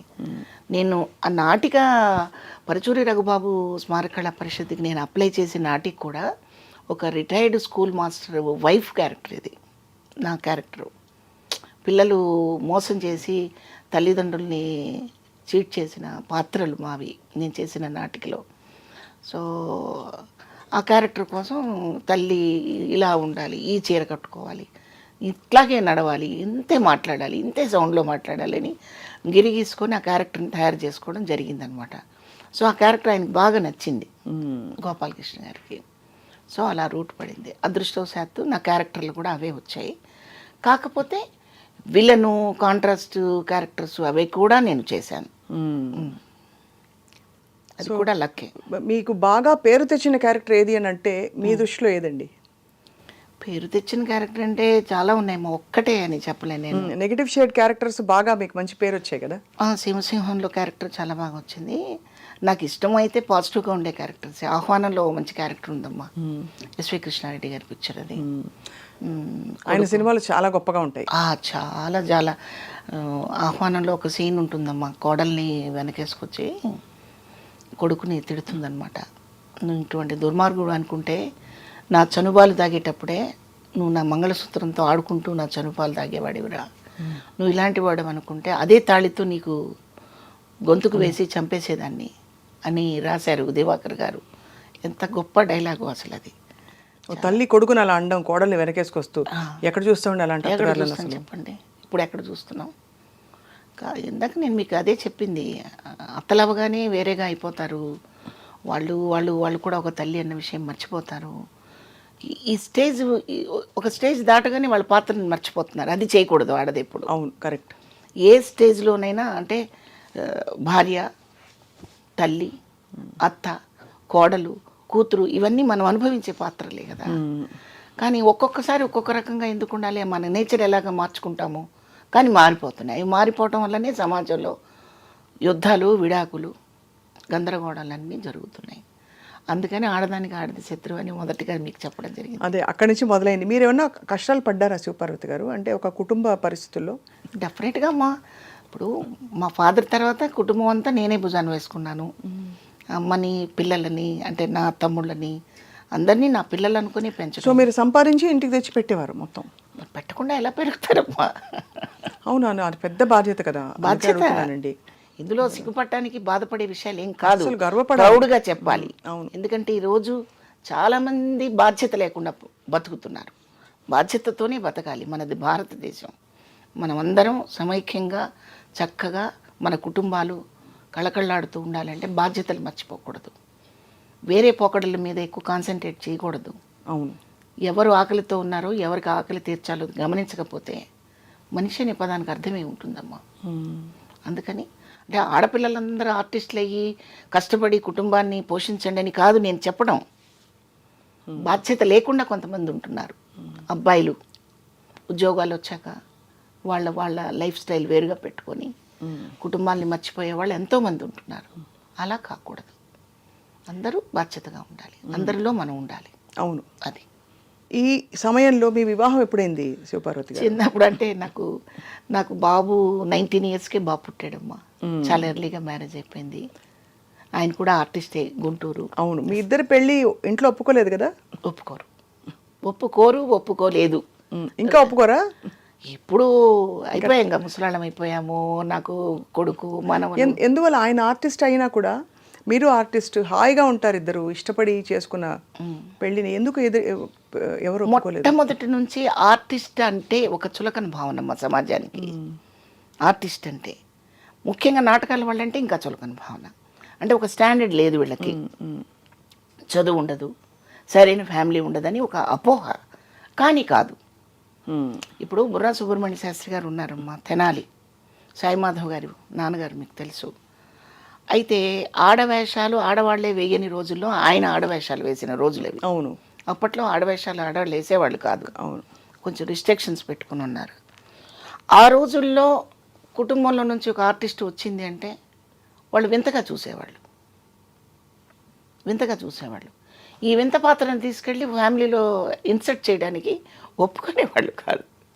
అంటే ఆ రోజుల్లో ఇంటి పని చేయాలి, వంట పని చేయాలి, బట్టలు ఉతకాలి, పక్కగా గృహిణి పనులన్నీ చేయాలి. కానీ ఇలా అందంగా రెడీ అయిపోయి ఎక్కడికో ప్రదర్శన ఇవ్వడానికి వెళ్ళటం ఏంటి అనేది ఒక పాయింట్ అది. అవును. అయితే ప్రాబ్లం మా వాళ్ళ దగ్గర కూడా ఉంది, మా ఆర్టిస్టుల దగ్గర కూడా. బహుపాత్ర అనేది చెయ్యాలి ఆర్టిస్ట్. ఈ విషయాన్ని మనకి మా అందరికీ బాస్ వాణిశ్రీ గారు ఎప్పుడో ఒకసారి చెప్పారు ఒక ఇంటర్వ్యూలో. ఆర్టిస్టు కెమెరా ముందు మాత్రమే ఆర్టిస్టు, ఇంటికి వస్తే తల్లి పాత్ర, భార్య పాత్ర, ఇవన్నీ చెయ్యాలి కదా. అవును. చేస్తే ఫ్యామిలీ మిగులుతుంది. ఇక్కడ కూడా మేడం మేడం అంటూ గొడుగు పట్టుకుని ఎవడొస్తాడు? కరెక్టే కదా. ఇది మానండి అని ఆవిడ చెప్పారు ఒక ఇంటర్వ్యూలో. అలాగే మా ఆర్టిస్టులు చేసే తప్పు ఏంటంటే మాకు వంట చేయటం రాదు, బట్టలు మడతేయటం రాదు, వండుకోవటం రాదు, తినటం రాదు. ఇది కరెక్ట్ కాదు. నేనైతే అసలు ఎప్పుడు నాకు అలాగ ఇది రాదు అది రాదు అని చెప్పడం నాకు రాదు తల్లి. నేను అన్నీ చేసుకోగలుగుతాను, ఓ 10 మందికి వండి పెట్టగలుగుతాను. నాకు రాదు అంటే ఏమిటి? అలా ఎందుకు ఉండాలి? అలా ఉండండి, సెట్ అవుతాయి, బాగుంటాయి. అలాగని చెప్పి అన్నీ సెట్ అయిపోతాయి, అన్నీ బాగుంటాయని కాదు నేను అనేది. చాలా వరకు మనం దాన్ని తట్టుకోగలిగిన శక్తి ఉంటుందని నా ఉద్దేశం. కానీ మీకు అంటే ఒప్పుకోకపోవడానికి మీ కుటుంబం, వాళ్ళ కుటుంబం, మీ పెళ్ళిని, వివాహం, దానికి కారణాలు ఏమయ్యాయి అని? ఆర్టిస్ట్ అనే చులకన భావం ఒకటి తప్ప ఇంకోటి లేదు. వాళ్ళ కుటుంబం నుంచి ఇబ్బందులు అండి, మీ కుటుంబం నుంచి, రెండు వైపుల నుంచి ఉంది? మా కుటుంబం నుంచి కూడా ఉంటాయి ఇబ్బందులు. ఇప్పుడు పళ్ళు కాసే చెట్టుని నరికేస్తే ఎవడు ఊరుకుంటాడు? అంతే కదా. అలా వీళ్ళ ఫీలింగు. వాళ్ళ ఫీలింగ్ ఏంటంటే అసలు ఆర్టిస్ట్ రా బాబు, ఇంటికి వచ్చి ఆవిడే మాకు చేసి పెడుతుందా అని వాళ్ళ ఫీలింగ్. రెండు కరెక్టే. సో ఇలా ఎదిరించి నిలబడ్డారు. కానీ నిలబడ్డారు. అదే జీవితం కదండి. చిన్న వయసులోనే అయింది. నాకు 19 ఇయర్స్ వచ్చేటప్పటికే బాబు పుట్టాడు. అలా ఒక్కడే కొడుకు మీకు? ఒక్కడేనమ్మా, ఒక్కడే. మిగతా వాళ్ళంతా ఉన్నారు కదమ్మా, నా తమ్ముళ్ళు, మా చెల్లెలు. ఇప్పుడు మీరందరూ ఇప్పుడు కుటుంబంలో అంటే ఇప్పుడు అమ్మగారిది మొన్న చెప్పారు, ఈ సంఘటనలు మినహా కలుస్తూ ఉంటారా పండగలకి? కలుస్తాము. వాళ్ళ దృష్టిలో నేను సినిమా యాక్టర్ని, వాళ్ళు కష్టజీవులు. మంది కష్టం కాదు. ఎప్పుడు ఏ టైంలో ఎంత కష్టపడి అందరినీ లాక్కుని వచ్చారు. అసలు చాలా మంది సినిమా వాళ్ళది కష్టం కాదనుకుంటారమ్మా. అయ్యో అసలు కరెక్ట్, అసలు చాలా తప్పండి. సినిమా జీవితం ఎంత కష్టం. హీరోలు అయితే వాళ్ళ ఇమేజ్ని కాపాడుకోవటం కోసం తిండి తగ్గించుకొని, నిద్ర తగ్గించుకొని, వాళ్ళు చాలా నిబంధనలు పెట్టుకొని వాళ్ళ బాడీని కాపాడుకుంటూ, హీరోయిన్స్ మీకు తెలుసు కదా వాళ్ళు ఎంత కష్టపడుతుంటారో. అదంతా కష్టం కాదని వాళ్ళ ఉద్దేశం. అండ్ మీ కాల్ షీట్స్ పొద్దున్న లేచి పరిగెట్టాలి. ఇవన్నీ కౌంట్ చేయరు, ఏదో అనుకుంటారు. అప్పుడు మీరు సినిమాల్లో యాక్టివ్గా నటిస్తున్న టైంలో, ఇప్పుడు కూడా నటిస్తున్నారు కాదని కాదు కానీ బాగా మీరు పీక్లో ఉన్న టైంలో మీకు మరి పొద్దున పూట ఇంట్లో పనులు అవి ఎలా ఎలా అమరేవి అంటే అమ్మ వెంటనే ఉండి చేసేవారు, మీరే అమ్మ చేసుకునేవారు? హెల్ప్ నేను ఎప్పుడు తీసుకోలేదు. అంటే మేము ఇండస్ట్రీకి వచ్చేటప్పటికే అమ్మ బాగా అలసిపోయి ఉన్నారు, పెద్ద ఆమె అయిపోయి ఉన్నారు. ఎవరినో హెల్పర్ని పెట్టుకుని అలాగే అంతే మేనేజ్ చేసేసారు. అంతే మేనేజ్ చేయడం. శివపార్వతి గారు, ఇది మీరు కోరుకున్న ఇష్టమైన జీవితమేనా అని అడిగితే దేవుడు ప్రత్యక్షం. మీరేమంటారు? అంటే అందరికీ ఒక్కటి ఉంటుంది కదా, నేను సింగర్ అవ్వాలనుకున్నాను యాక్చువల్లీ, లేకపోతే నేను ఏం వద్దు నాకు మంచి గృహిణి అయిపోదామని. రేఖా గారి ఇంటర్వ్యూ మనం చూస్తున్నాను, అంత పెద్ద నటి 16-17 ఏళ్ల రేఖాకి ఏమనిపించేదంటే నాకేమొద్దు, మంచి మొగుడు దొరికితే చాలు, పెళ్లి చేసుకుని బోల్డ్ మంది పిల్లల్ని కనాలు ఉండింది అని చెప్పింది ఆవిడ. ఆవిడ జీవితం మలుపు తిరిగి ఆవిడ ఎక్కడ లెజెండరీ యాక్ట్రెస్ అయిపోయింది, మళ్ళీ ఒక విధమైన ఒంటరి జీవితమే. అలా ప్రతి వాళ్ళకి ఒక్కోటి ఉంటుంది కదా, మీకేమనిపిస్తుంది? డెఫినెట్గా ప్రతి వాళ్ళకి అదే భావన ఉంటుందమ్మా. ప్రతి ఆడపిల్లకి ఒక హౌస్ వైఫ్గా బాధ్యతలతో కూడుకున్న ఇల్లాలిగా ఉండాలని కోరుకుంటారు. అంతేగాని రోజు మేకప్ వేసుకుని పొద్దున్నే పరిగెత్తాలని ఎవరు అనుకోరు. రోజు కష్టం కదండి పొద్దున్నే లేచి. ఎందుకు కష్టం కాదమ్మా, చాలా కష్టం. కానీ ఈ కష్టాన్ని ఫ్యామిలీ మెంబర్స్ గుర్తించకపోవడం దురదృష్టం, చాలా దురదృష్టం. అది దురదృష్టం. ఇప్పుడు మా హస్బెండ్ తరపు నుంచి మా మరుదులు కానివ్వండి, వాళ్ళు కానివ్వండి, మేము పెద్దవాళ్ళం అయిపోయాక ఏదో క్షమించేసి అప్పుడప్పుడు రాకలు పోకలు గడుస్తూ ఉన్నాయి తప్ప మనస్ఫూర్తిగా ఆర్టిస్ట్కి తలుపులు అలా తెరిచి ఉంచిన దాఖలాలు లేవు. అయితే కొన్ని పొరపాట్లు మన వైపు నుంచి కూడా ఉన్నాయి, మీకు నేను చెప్పాను కదా. అవును, మన వైపు నుంచి కూడా కొన్ని నిబంధనలు, కొన్ని పద్ధతులు పాటించకుండా ఉండడం మాత్రం జరుగుతూ ఉంది. అందరూ అలా ఉండరు, అందరినీ అలా అనుకోక్కర్లేదు. మనకి చాలామంది ఉన్నారు అలాగా. మనకి అంజలీదేవి గారు, వాళ్ళందరినీ తీసుకోండి, భానుమతి గారు, వాణిశ్రీ గారు, వాళ్ళ లైఫ్లో వాళ్ళ ఫ్యామిలీలు, పిల్లలు, సంసారాలు లేవా వాళ్ళకి? చెప్పండి. ఉన్నారు. ఎక్కడో కొన్ని జరిగిన పొరపాట్లను తీసుకొచ్చి చెడునైతే బాగా స్ప్రెడ్ చేసి మాట్లాడతాం కానీ మంచిని మాట్లాడరు కదా. అవును, అది నిజం మీరు అన్నది. మంచిని గుర్తుపెట్టుకుంటే ఇక్కడ ఎవరెవరు ఉన్నారు, ఇక్కడ ఆర్టిస్టులు, ఈ సినిమా అనే ఇండస్ట్రీలో ఎంతమంది లెజెండ్స్ ఉన్నారు. ఒక భానుమతి గారు, ఒక కన్నాంబ గారు, సూర్యకాంతం గారు, సావిత్రి గారు, వాణిశ్రీ గారు, వాళ్ళందరూ ఇక్కడ ఎటువంటి పిల్లర్స్ నాటి వెళ్ళారు. మన హీరోలు రామారావు గారు, నాగేశ్వరరావు గారు, క్యారెక్టర్ ఆర్టిస్టులుగా వచ్చేసరికి ఎస్వి రంగారావు గారు, గుమ్మడి గారు, ఇటువంటి లెజెండ్స్ ఉన్న ఈ ఇండస్ట్రీలో నీటమ్మా నేను అసలు ఒక చిన్న ఇసుక రేణువు లాంటి దాన్ని. అంతే, ఇది నిజం. మరి ఈ నిజాన్ని మనం మర్చిపోయి ఏదో వంకరగా మాట్లాడుకోవటం, ఏదో ఒక్కరగా సృష్టించేసి చెప్పుకోవడం అది సబబు కాదు. దీన్ని విలువగానే వాడుకోవాలి. తిన్న ఇంటి వాసాలు లెక్క పెట్టడం అనేది చేయకూడదు తల్లి. మనకి జన్మనిచ్చిన తల్లి ఎంత విలువైనదో మన ప్రొఫెషన్లో ఒక కళాకారుడుగా ఈ లైఫ్ ఇచ్చినప్పుడు మనం కళామ తల్లి అంటాం. కళామ తల్లే. మరి ఎవరి ప్రొఫెషన్ వాళ్ళకి గొప్ప కదా. గొప్ప, డెఫినెట్గా మీకు అన్నం పెట్టి మిమ్మల్ని మీ వ్యక్తిత్వాన్ని, మీ ప్రతిభని బయటికి తీసుకొచ్చిన ఇండస్ట్రీ. అయితే నేను నిక్కచ్చిగా చెప్పేది ఏంటంటే, ఈ ఫీల్డ్లోకి వచ్చాను, నేను ఇలా బాధపడుతున్నానని నేను ఎప్పుడు అనుకోలేదమ్మా. దైవ సాక్షిగా నేను అనుకోలేదు. ఎందుకంటే నేను ఈరోజు మీ ముందు కూర్చొని మాట్లాడటానికి ఏంటమ్మా, నేను ఏమన్నా అమెరికా ప్రెసిడెంట్నా, లేకపోతే ఏమన్నా భారతదేశాన్ని ఉద్ధరించిందండి? ఏమీ కాదు. నా కళారంగంలో నేను చేసిన కొద్దిపాటి స్పాన్లో నా పాత్రల ద్వారా మీకు తెలిసి మీ ఛానల్కి పిలిచి నా గురించి కొన్ని మాటలు మీరు తెలుసుకోవడానికి పిలిచారు. నేను ఆర్టిస్ట్ కాదు, మీరు ఎందుకు పిలుస్తారమ్మా? అసలు మీకేం అవసరం చెప్పండి, నాకేం అవసరం? అసలు నేనేం తెలుసుకుంటే చెప్తాను మీ దగ్గర. కాబట్టి ఆర్టిస్టు అవ్వడం వల్ల నష్టపోయామని రెండూ వాడనక్కర్లేదు. చాలా విషయాలు తెలుసుకున్నామని చెప్పాలి. నేను ఒక్కదాన్ని అయితే నా పాత్రే నేను తెలుసుకుంటూ ఉండేదాన్ని, ఇంకా తెలియకుండా కూడా ఏడుస్తూ ఉండేదాన్నేమో. కానీ ఒక 100 పాత్రలు చేయటం వల్ల ఎవరి దగ్గర ఎలా ప్రవర్తించాలి, ఎవరితో ఎంతవరకు మాట్లాడాలి, ఆ పాత్ర స్పాన్ ఎంతవరకు ఉంటుంది, అవసరమైతే అవతల వాళ్ళకి మనం ఏమైనా చెప్పగలిగిన స్టామినా ఉంటే చెయ్యొచ్చు కదా, ఇవన్నీ నేర్చుకునేది పాత్రల ద్వారానే. ఎంత పెద్ద చదువుకున్నా రిస్ట్రిక్టెడ్ అయిపోయి వాళ్ళ ఆఫీసులో వాళ్ళ రూమ్లో కూర్చుంటారే తప్ప అయ్యో అని ముందుకు వచ్చే నేచర్ అందరికీ ఉండకపోవచ్చు. బట్ ఒక ఆర్టిస్టు ఒక పాత్ర ద్వారా తిరగబడుతుంది, సహనం వహిస్తుంది, ఏడుస్తుంది, తన పాత్ర ద్వారా విజ్ఞానాన్ని ప్రదర్శిస్తుంది. మరి ఇవన్నీ చెప్పడం కాదా? మరి ఇవన్నీ నేర్చుకున్న మేము కూడా సగటు మనిషితో అలా ఉండడానికి అవకాశం ఉంటుందిగా. ఖచ్చితంగా. మరి ఇన్ని తెలుసుకున్నప్పుడు మేము చాలా నష్టపోయానండి, నేనేదో అవుదాం అనుకున్నానండి. ఎందుకు అవుదాం అనుకున్నావు? ఏమవుదాం అనుకున్నావు? నా ఫీలింగ్ మాత్రం అదేనమ్మా. ఖచ్చితంగా. ఐ థింక్ మనం మామూలుగా పుట్టుటయు నిజము, పోవుటయు నిజము, నట్టునడి మీ పని నాటకము అన్నమాచార్య కీర్తన. అలాగా మీరు రంగస్థలం అండ్ అలాగే నటనా పరంగా నేర్చుకున్న పాత్రలు మీ నిజ జీవితంలో మీ పాత్రలు అక్కగా కావచ్చు, ఇంటికి పెద్ద కొడుకుగా కావచ్చు, భార్యగా, అమ్మగా అన్నీ చాలా చక్కగా నెట్టుకుంటూ లాక్కుంటూ వచ్చారు కదా శివపార్వతి. అవునమ్మా. ఇప్పుడు మరి టీవీ సీరియల్స్ ప్రపంచం ఎలా ఉంది మీకు? ఇక్కడ రకరకాల ప్రదేశాల నుంచి ఆర్టిస్టులు వస్తున్నారమ్మా. మన తెలుగు వాళ్ళకి కొంచెం ప్రాధాన్యత తగ్గింది. ఇస్తే ఇవ్వాలి. అవును, తగ్గింది.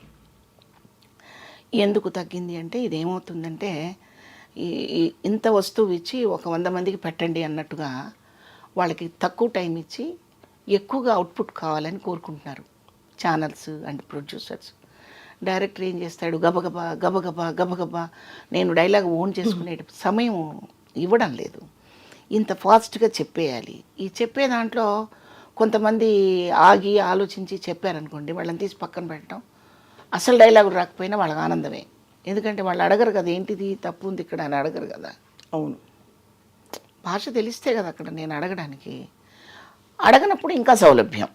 అందుకని భాషరాన్ని వాళ్ళని పెట్టుకొని తీసే బదులు తీసి అవతల పడేస్తారు అంతే. అలా అంటే సీరియల్స్ షూటింగ్లు అంటున్నాను నేను. సీన్స్ పాత్రలను కూడా మనం కొంచెం దాన్ని చక్కగా పాలిష్ పెట్టాలనుకుంటే టైం పోద్ది అనుకొని ఆర్టిస్ట్ని మార్చేస్తారు. ఆ ఆర్టిస్ట్ మార్చేసే నేపథ్యంలో వేరే వాళ్ళని తీసుకొచ్చుకోవడం పెట్టుకోవడం కొంచెం జరుగుతూ ఉంది. ఆ మధ్య డబ్బింగ్ సీరియల్స్ వల్ల అయిన ఇబ్బందులు చాలా యుద్ధం చేశారు, కానీ మన వాళ్ళు ఏమీ పాపం సాధించలేకపోయారు, ఇంకా వదిలేశారు కదా. ఇప్పుడేమో ఆర్టిస్టులని వేరే వాళ్ళని తీసుకొస్తున్నారనే ఒక ఇబ్బంది ఉంది. తీసుకొస్తాం. కన్నడ నేర్చుకోవాలి ఇప్పుడు మేము. మాకు వాళ్ళతో మాట్లాడాలంటే కన్నడ రాదు కాబట్టి ముందుగా కొన్ని పదాలు నేర్చుకొని అది అట్లా అయిపోయింది. అది నేను తప్పు అనడం లేదు. మంచి ఆర్టిస్టులు ఉన్నారు కన్నడ నుంచి, చాలా మంచి హీరోయిన్స్ ఉన్నారు, హీరోలు ఉన్నారు, అందరూ ఉన్నారు. ఇక్కడ వాళ్ళని కూడా కలుపుకుంటే అభ్యంతరం లేదు. మీరు పాలు తోడేయాలంటే పెరుగు కావాల్సిందే. అచ్చంగా పాలు అలాగే పెట్టారు ఉంటే ఇరిగిపోతాయి కదా. అవును, కనీసం తోడన్నా వేయాలి కదా అందులో. అట్లా ఆర్టిస్టులని ఇక్కడ వాళ్ళని కూడా కొంచెం వాడితే ఖచ్చితంగా వాడాలి. బాగుంటుంది. ఇక్కడ ఏం తక్కువ టాలెంట్, అసలు ఎంతమంది గొప్ప గొప్ప ఆర్టిస్టులు ఉన్నారు. మంచి ఆర్టిస్టులు ఉన్నారు, చాలా మంచి ఆర్టిస్టులు ఉన్నారు. టైమింగ్స్ కొంచెం పాటించలేకపోవడం, మా ఏజ్ లాంటి మా లాంటి వాళ్ళు, అది వాళ్ళకి కొంచెం ఇబ్బందిగా ఉండడం చేత ఇలా జరుగుతున్నాయని నేను అనుకుంటున్నా. మీ బెస్ట్ ఫ్రెండ్ ఎవరు శివపార్వతి గారు? శకుంతల గారా? అప్పుడు ఒకప్పుడు కాదమ్మా. ఎవరు మీకు బాగా సన్నిహితులు ఇండస్ట్రీలో? సన్నిహితులుగా అట్లా గబుక్కున చెప్పలేను, ఎందుకంటే నాకంటే పెద్దవాళ్ళు, వాళ్ళు నా ఫ్రెండ్స్ అంటాను వీల్లేదు. ఎక్కువగా అన్నపూర్ణ గారితో మాట్లాడుతుంటాను, రమాప్రభు గారితో మాట్లాడుతుంటాను, ఎప్పుడో ఒకసారి వాణిశ్రీ గారితో మాట్లాడతాను. ఆవిడ ఒక మహాఘని, విజ్ఞాన ఘని. అన్నపూర్ణ గారా? కాదమ్మా, వాణిశ్రీ గారు. అంటే ఈమె కాదని కాదు, నేను చెప్తున్న వ్యక్తి కాదని. అదే అర్థమైంది. మీరు అంటున్నది వాణిశ్రీ గారు అసలు ఆధ్యాత్మికతలో మొత్తం వెళ్ళిపోయి ఒక విజ్ఞాన ఘని. ఎంత అందగత్తండి అసలు. అమ్మ ఏం అందం. చీరకట్టుకి చుక్కలకి వాటికి కొన్ని సార్థకత తీసుకొచ్చిన కొన్ని చీరలకు ఆవిడే అడ్రస్, కేర్ ఆఫ్ అడ్రస్. అప్పటికి ఇప్పటికీ మనం ఆవిడ సినిమాలు, ఆ ఫేస్ డిజైన్ మళ్ళీ వేయలేదు ఎప్పుడు దేవుడు, మరి అదేంటో కానీ. అవును, మొత్తం ఇప్పుడు ఆవిడ లోపలికి వెళ్ళిపోయారు, ఇంట్రోవర్ట్ అయిపోయారు బాగా. అవును, ఎక్కువ బయటికి కనిపించడం లేదు. అవును. ఫ్రెండ్స్ అని చెప్పడానికి సినిమా ఇండస్ట్రీలో ఉండరమ్మా, ఎవరి పని వాళ్ళదే. అంతేనా? మీకు ఎప్పుడైనా కష్టం వస్తే మరి ఎవరికి చెప్పుకునేవారు? ఎవరు చెప్పారు? నాకే చెప్పుకుంటాను. మీకే చెప్పుకుంటా. అదే కరెక్ట్ కూడా. అంతే కదమ్మా. అవును కదా. కాతే నాకంటే కాస్త ముందు వచ్చారు కాబట్టి, నాకంటే సీనియర్స్ కాబట్టి తెలిసిన విషయాలు అయి ఉంటాయి కాబట్టి షేర్ చేసుకుంటాను. అన్నపూర్ణ గారితో, రమాప్రభు గారితో షేర్ చేసుకుంటాను. అంతకంటే ఎక్కువగా నాతో మాట్లాడుకుంటాను. మనకి మనమే జడ్జిమెంట్ అవ్వాలమ్మా ఇప్పుడు. పోనీ తెర మీద మీ ఫేవరెట్ కో స్టార్స్ ఎవరంటే ఎవరి పేరు చెప్తారు? ఇప్పుడా ఇప్పుడు కానీ అప్పుడు కానీ మీరు బాగా గుర్తుండిపోయి కొన్ని సినిమాలు వాళ్ళతో చేయడం ఒకటో రెండో ఆ నాకు బాగా సందర్భంలో ఇష్టమైన వాళ్ళతో నేను అసలు సినిమా చేయలేదు. ఎవరు? చూస్తూ ఉండడమే, ఆరాధనాపూర్వకంగా చూస్తూ ఉండడమే తప్పితే చెయ్యలేదు. ఎవరు శివపార్వతి గారు మీకు ఇష్టమైన? సావిత్రి గారు. సావిత్రి గారితో. సావిత్రి గారితో ఆవిడతో ఒక చిన్న అనుబంధం కూడా ఉంది నాకు సావిత్రి గారితో. అదే ఈ మానవుడు దానవుడు సినిమా చూస్తూ ఇంట్లో చివాట్లు తింటున్న సమయంలో సావిత్రి గారికి ఇంకా శారద గారికి చాలా పెద్ద పెద్ద ఆర్టిస్టులందరికీ సన్మానాలు పెట్టారు తెనాల్లో. చూద్దామని వెళితే అన్ని గేట్లు మూసేసి ఉన్నాయి. ఏ గేట్లు నుంచి వెళ్ళలేకపోయాను. అలా పడిగాపులు కాసి కాసి కాసి చివరికి ప్రోగ్రాం అయిపోయి బయటకు వస్తున్నప్పుడు ఆమె దగ్గరగా వెళ్ళి ఇలా పట్టుకున్నాను నేను. పట్టుకుంటే ఆవిడ చేతిలో ఉన్న పుష్పగుచ్చం నా చేతికి ఇచ్చి దెబ్బలు తగులుతాయి దూరంగా ఉండమని అయ్యో అలా బ్లెస్ చేసి నా తల మీద ఇలా చేయి వేసి అలా దగ్గర తీసుకున్నారు. అదే నాకు బ్లెస్సింగ్స్ ఏమో. ఆ మరుసటి సంవత్సరమే నేను స్టేజ్ ఎక్కడం జరిగింది. మనకి గుళ్ళోకి వెళ్ళాక కొన్ని వైబ్రేషన్స్ వస్తాయి కదా అమ్మ. అలా అవును. అట్లా మనకి జరిగితే నేను ఈరోజు గుళ్ళోకి వెళ్ళి వచ్చాను, అందుకే ఇది మంచి పని జరిగిందని మనం నమ్ముతాం కదా. అట్లాగే ఆమెని టచ్ చేసి ఆమె కోసం అంత టైం వెయిట్ చేసి ఆమెను కలిసిన అనుభూతి నాకు చాలా ఆనందంగా ఉంటుంది. ఇంకా తర్వాత ఇక వాణిశ్రీ గారు ఇంకా చెప్పనలేము కానీ మాటలు ఎన్నో ఉంటాయి గుండెల్లో. ఒక యాక్టింగే కాదు, ఆవిడ చీరకట్టు, బొట్టు, హెయిర్ స్టైలు, ఆవిడ హావభావాలు ఒకటని కాదు. చిన్నబాబు చిన్నబాబు అంటుంటే ఆవిడ హావభావాలు చూడాలి. అసలు ఒకటని కాదు. ఆవిడ సినిమాలు ఆల్మోస్ట్ నేను అన్నీ చూశాను. మేకప్ లేని సినిమాలు చూశాను, బాగా తీర్చిదిద్దిన బొమ్మలాగా తయారైన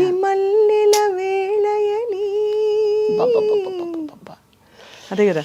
ఏమండి స్వప్న అమ్మ, మీరు ఆ పాట మళ్ళీ చూస్తే ఒక ప్రొఫైల్లో ఉంటుంది షార్ట్.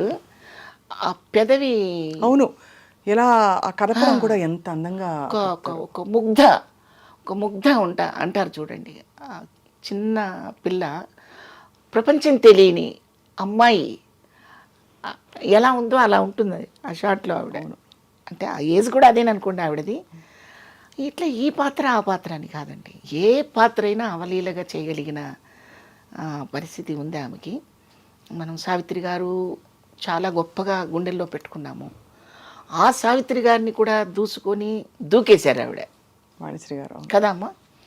వాణిశ్రీ గారు వేసినంత వెరైటీ ఆఫ్ క్యారెక్టర్స్ అసలు వండర్ఫుల్ అనమాట. అసలు ఆవిడ ఐ మేకప్ కానివ్వండి, ఐబ్రోస్ కానివ్వండి, ఆవిడ ప్రజెంట్ చేసే విధానం కానివ్వండి, చాలా ఎక్సలెంట్గా ఉంటాయి. మరి ఆవిడ చీర కట్టు మీకు ఇష్టం కాబట్టి మీ చీరలు మీ కాస్ట్యూమ్స్ మీరే కొనుక్కుంటారా? సీరియల్స్ సినిమాలు వాళ్ళు ఇస్తారా? సినిమాకి వాళ్ళే కొంటారమ్మా. టీవీకి వచ్చేసరికి అవి ఇవి కలగబులగంగా వాడకపోతే ఈ ప్రయాణం నడవదు. ఇక చీర కట్టంటే ఆవిడలాగా కట్టడం ఆవిడకే చేత అవుతుంది, ఇంకెవరు కట్టలేరు. మనం చూస్తూ ఉండడమే, చెయ్యలేము. బట్టల పిచ్చి ఉందా మీకు? నగల పిచ్చి, బట్టల పిచ్చి ఉంది. అది అందరికీ ఉంటుంది. ప్రతి మనకి పిచ్చి ఉన్నా లేకపోయినా మనకి పిచ్చి పెట్టేలా చేస్తారు మన ప్రొఫెషన్లో. ఎందుకంటే మీకు ఎప్పుడూ ఒక సూట్ కేసు ప్యాక్ అయ్యి రెడీగా ఉండాలి నాకు తెలిసి, అంతేనా? ఒక 4-5 చీరలు, బ్లౌజులు, మ్యాచింగ్ జ్యువెలరీ. 4-5 ఏంటమ్మా, 50 పెట్టుకోవాల్సి వస్తుంది ఇప్పుడు. అవునా? ఫుల్ బిజీ అయితే. ఎన్ని రోజులు పనిచేస్తారు శివపార్వతి గారు పర్ మంత్ ఇప్పుడు? సీరియల్కి అయితే ఒక 10 రోజులు, 12 రోజులు, నెలలో అలా పెట్టుకుని 50-60 చీరలతో రెడీగా ఉంటారు ఎప్పుడు. ఎప్పుడు పిలుపు వస్తుంది, కాల్ షీట్ రెడీ రండి. వాళ్ళు కొన్ని కొంటారు, అవి కొన్ని నచ్చవు మనకి, క్యారెక్టర్కి నప్పవు. అప్పుడు మనం కొన్ని చొరవ చేసుకొని కట్టడము, కొనుక్కోవడము, ఇవన్నీ చేయాలి. లేకపోతే ముందుకు వెళ్ళదు సీరియల్. అంతే కదా. ఇంత బిజీలో ఉండి వంట వచ్చా మీకు? బాగా అంటే మళ్ళీ నా వంట నేను పొగుడుకోకూడదు. ఓకే, నేను వంట చేసుకుంటాను, చక్కగా అలాగే గడుస్తుంది. వంట మనిషి మీదే డిపెండ్ అవ్వాలని ఏం లేదు తల్లి. ఏం చేస్తారు ఆరోగ్యం కాపాడుకోవడానికి? ఎప్పుడు ప్రత్యేకంగా ఏమి చేయనమ్మా. ఆకలి అయితే తింటాను, అట్లేం లేదు. ఆకలి అయితే నేను తింటాను, ఆకలి కాకపోతే తిన్నాను, అదే, ఇంకేం చేయను నేను. శుభం, అది చాలా గొప్ప పెద్ద పూర్వం చెప్పే. ఆకలి కాకపోతే 8 అయింది కాబట్టి ఇడ్లీ తినాలి, 1 గంట అయింది కాబట్టి భోజనం చేయాలి, మళ్ళీ సాయంత్రం 7 అయింది కాబట్టి భోజనం చేయాలి, అట్లా ఏం లేదు. ఆకలి అవ్వకపోతే స్టాప్, ఆకలి అయింది తింటారు అంతే. అంతేగాని సౌందర్య సాధనాలు, ఆరోగ్య సూత్రాలు అంత లేదు. కానీ ఎప్పుడూ సహజంగా కళకళలాడుతూ అలా అంత నిండైన బొట్టు పెట్టుకుని చక్కగా ఉంటారు ఎప్పుడు. ఎప్పుడైనా గెటప్ మార్చారా మీరు? చండీ రాణి ఆ టైప్లో ఆ రోజుల్లోనా? మార్చాం కదమ్మా. ఇప్పుడు సినిమాలోనే మీకు పాండురంగడికి వచ్చేసరికి చాలా సాఫ్ట్గా ఉంటుంది, సీమసింహం వచ్చేసరికి దానికి కాంట్రాస్ట్గా ఉంటుంది. కొంచెం చిన్న చిన్న మార్పులు చేసుకోకపోతే క్యారెక్టర్ సక్సెస్ అవుతుంది కదమ్మా. అవును, కట్టుబొట్టు ఖచ్చితంగా మారాల్సిందే, లేకపోతే మళ్ళీ బాగుంటుంది. చాలా గొప్ప ప్రయాణం ఇది. అన్నిటికంటే ఎక్కువ మీరు జీవితం కూడా ప్రయాణం అలా చూశారు. ఒకవైపు మీ సినిమాలు అవన్నీ సీరియల్స్ నడుస్తుంటే ఇంకోవైపు జీవితంలో కూడా చాలా విషయాలు ఒక యూనివర్సిటీ నేను చూసింది చాలా చిన్న తల్లి, చాలా చిన్నది. ఇది అనంతం, ఎవరికి అంతుపట్టని విషయం ఇది. ఎవరికి వాళ్ళు నేను చాలా తెలుసుకున్నాను, చాలా నడిచి వచ్చాను అనుకుంటారు. ఏమీ లేదు, ఇదే మొదటి మెట్టేమో, ఇంకా తెలుసుకోవాల్సిన ఎన్ని ఉన్నాయో. ఇప్పుడు నెక్స్ట్ అయితే ఫుల్ బిజీ అయితే సీరియల్స్కి వాటికి ఏమో తెలీదు. ఇప్పుడు ఇలా అనుకున్నాం, రేపు ఎలా ఉంటుందో తెలీదు. తప్పకుండా మీరు ఎప్పుడు అలా నిండుగా కళకళలాడుతూ కొత్త కొత్త క్యారెక్టర్స్తో మా అందరినీ పలకరిస్తూ ఉండాలని మా కోరిక శివపార్వతి గారు. తప్పకుండా. ఇంత ఇండస్ట్రీ జీవితం చూశారు మీరు శివపార్వతి గారు. ముఖ్యంగా సినిమా ఇండస్ట్రీలో చాలా అకృత్యాలు జరుగుతున్నాయని చెప్పి హేమా కమిటీ రిపోర్ట్ మొన్న ఇబ్బందులు, ఆడపిల్లలకు అన్యాయం జరుగుతుంది, ఇబ్బందులు ఉన్నాయని చెప్పి ఆవిడ ఒక తెలుసు కదా మీకు, హేమా కమిటీ మలయాళ చిత్ర పరిశ్రమలో. అలా కాకుండా ఇండస్ట్రీలో అండ్ అలాగే సమాజంలో కూడా అమ్మాయిలు నిలదొక్కుకోవడానికి ఇప్పుడిప్పుడు కొంచెం స్వాతంత్రం వస్తుంది. కానీ మీరేమంటారు? ఎక్కడ వస్తుంది అంటే ఎక్కడో ఒక 20 మందిలో ఇద్దరు వచ్చి గొంతెత్తి ప్రశ్నించగలుగుతున్నారు కానీ ప్రశ్నకి జవాబు దొరకటం లేదు. స్కూళ్ళల్లో జరిగేవి జరిగిపోతూ ఉన్నాయి. పసిపిల్లలని కూడా చూడకుండా దారుణాలు ఎన్ని జరిగిపోతున్నాయమ్మా. ఆ కాసేపు వేడివేడిగా మాట్లాడుకోవటం, ఛానల్స్లో వచ్చి గుండెలు పగలుకోవటం, మళ్ళీ మామూలుగా అయిపోతున్నారు. ఎందుకు ఇంత దారుణంగా తయారైందంటారు? దారుణంగా అయిపోవటానికి కేవలం చదువు అనేది డబ్బు కోసం చదువుకుంటున్నారు. పెద్ద చదువు చదివితే పెద్ద శాలరీ వస్తుందని భావనతో చదువుకోవటమే తప్పితే ఆ చదువులో స్కూల్స్లో కూడా కొన్ని చెప్పట్లేదని నేను అనుకుంటున్నాను. అంటే నేను చదువుకున్న చాలా తక్కువ, చదువు గురించి మాట్లాడే అర్హత నాకుందో లేదో నాకు తెలియదు. కానీ స్కూల్స్లో కొన్ని నిబంధనలు ఖచ్చితంగా పెట్టాలి. డ్రెస్ కోడ్, ఆడపిల్లలకి డ్రెస్ కోడ్ పెట్టాలి. డ్రెస్ కోడ్ పెట్టడం వల్ల ఏమొస్తుంది? చాలా మార్పు వస్తుంది. చాలా ఒక 50% మార్పు వస్తుంది. ఇప్పుడు మనకేం కావాలి, మనకి ఎందుకు వస్త్రం కట్టుకోవాలనేది మనకు తెలుసు. ఆ వస్త్రంలో నుంచి మళ్ళీ ప్రదర్శనలు చేసే పరిస్థితిలో వస్త్రాలు ఉంటే నేను చూడకూడదు, నేను కామెంట్ చేయకూడదు అనడానికి మీకేం అర్హత ఉంది? అంటే ఆడపిల్లలే డ్రెస్ కోడ్ సరిగ్గా వేసుకోవాలంటారు. వేసుకోవాలి. కానీ అలా జరగని పరిస్థితుల్లో కూడా ఫుల్గా నిండుగా కప్పుకుని ఉన్న పరిస్థితుల్లో కూడా అకృత్యాలు జరుగుతున్నాయి కదా శివపార్వతి గారు. అకృత్యాలకు కారణం జ్ఞానం లేకపోవటం, చదువు లేకపోవటం, ఆ చదువులో సరైన నిబంధనలు లేకపోవటం. ఇప్పుడు కొన్ని తెలుసుకోవడానికి కూడా ప్రయత్నం చేయరు. నాకు ఇట్లాంటి సందర్భంలో నాకు గుర్తుకొచ్చేది ఏంటంటే కరుణశ్రీ గారి ఉషశ్రీ పద్యాన్ని మీరు ఒకసారి గుర్తు చేసుకోండి. ఉషశ్రీ గారిదే కదా. నేను ఒక పూల మొక్కకడ నిలిచి చివాలున్న కొమ్మ వంచి గోరానడనంతని నా ఆయువు తీతు అని ఘంటసాల గారు పాడిన పద్యాలు మీరు ఒకసారి గుర్తు చేసుకోండి. ఇవి వాళ్ళు రాశారు, ఘంటసాల గారు పాడారు. మనకు చక్కగా ఒక అద్భుతమైన బంగారు గనిలాగా మనకు ఎలాగూ ఆ సంపద ఉంది. కానీ ఆ సంపదని అప్పుడప్పుడు మనం మెళ్ళ వేసుకున్న హారంలాగా వాటిని కూడా బయటికి తీసి చదవాలి, వినాలి. ఓ పక్కన గంగాధర శాస్త్రి గారు మీరు భగవద్గీతని చదవండి వినండి అని, ఓ పక్క చాగంటి గారు, ఓ పక్క గరికపాటి గారు, ఇలాంటి ప్రవక్తలు ఎంతోమంది బయటకు వచ్చి వాళ్ళ ప్రవచనాల ద్వారా ప్రజల్ని చైతన్యం చేయడానికి ప్రయత్నిస్తున్నప్పటికీ కూడా అది ఆపేసి వేరేది చూసుకునే దౌర్భాగ్య స్థితిలో మనం ఉన్నాం. పిల్లల్ని మంచి విషయాలు చూడనివ్వట్లేదు, మంచి విషయాలు విననివ్వడం లేదు.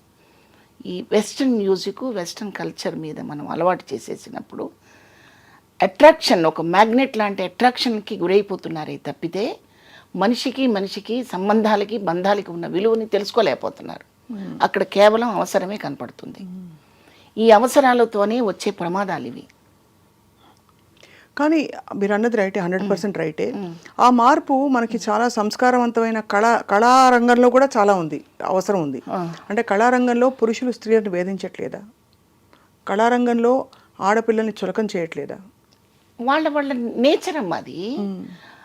ఈ మాటలు మనకు అన్ని చోట్ల వర్తిస్తాయి. అన్ని చోట్ల ఉంటాయి, కానీ ముఖ్యంగా కళాకారులకి సున్నితత్వం, మనకి పద్యాలు, పురాణాలు, ఇతిహాసాలు అన్ని తెలిసి ఉండాలని అనుకునే చోట కూడా మనకి ఇటువంటి పరిస్థితులే దర్శనమిస్తున్నాయి. దాని మూల కారణం, దానికి పరిష్కారం ఏంటి? ఫ్యామిలీలో కొన్ని పాత్రలు ఉంటాయి. అసలు ఇవాళ ఫ్యామిలీలో అన్ని పాత్రలు ఉంటున్నాయా? ఉండట్లేదు. ఎందుకు? అందరూ లోన్లీగా బతకడానికి ఇష్టపడుతున్నారు. ఉండడానికి పెద్ద పెద్ద భవంతులు ఉంటాయి, అందులో ఇద్దరే ఉంటారు, టీవీ పెట్టుకుంటారు, లేదా ఫోన్ చూసుకుంటుంటారు. పిల్లాడు ఏడిస్తే చనుబాలు ఇచ్చే రోజు, పిల్లాడు ఏడిస్తే లేదా చనుబాలు ఇవ్వడానికి కుదరక ఒక పాలపీక పెట్టే రోజు పోయి సెల్ ఫోన్ చేతికి ఇచ్చే పరిస్థితి వచ్చినప్పుడు వాడు మన మాట ఎందుకు వింటాడు? పుట్టిన దగ్గర నుంచి నువ్వు పొల్యూట్ చేస్తున్నావు పిల్లల్ని. వాడికి ఊహొచ్చాక, వాడికి అడుగులు వేయడం వచ్చాక వెస్ట్రన్ మ్యూజిక్ వినిపిస్తున్నావు. మరి వాడు ఆ వెస్ట్రన్ కల్చర్లో వెళ్ళిపోతాడంటే ఏం చేసినా తప్పు లేదు అక్కడ. మనకి అలా కాదు కదమ్మా. మన ఇండియాలో అలా ఉందా చెప్పండి, మీరు చెప్పండి. ఈ జీవన స్టైళ్ళు మారినప్పుడు ఏం చేసినా తప్పు కాదనే పరిస్థితిలో మగపిల్లలు ఉంటున్నారు.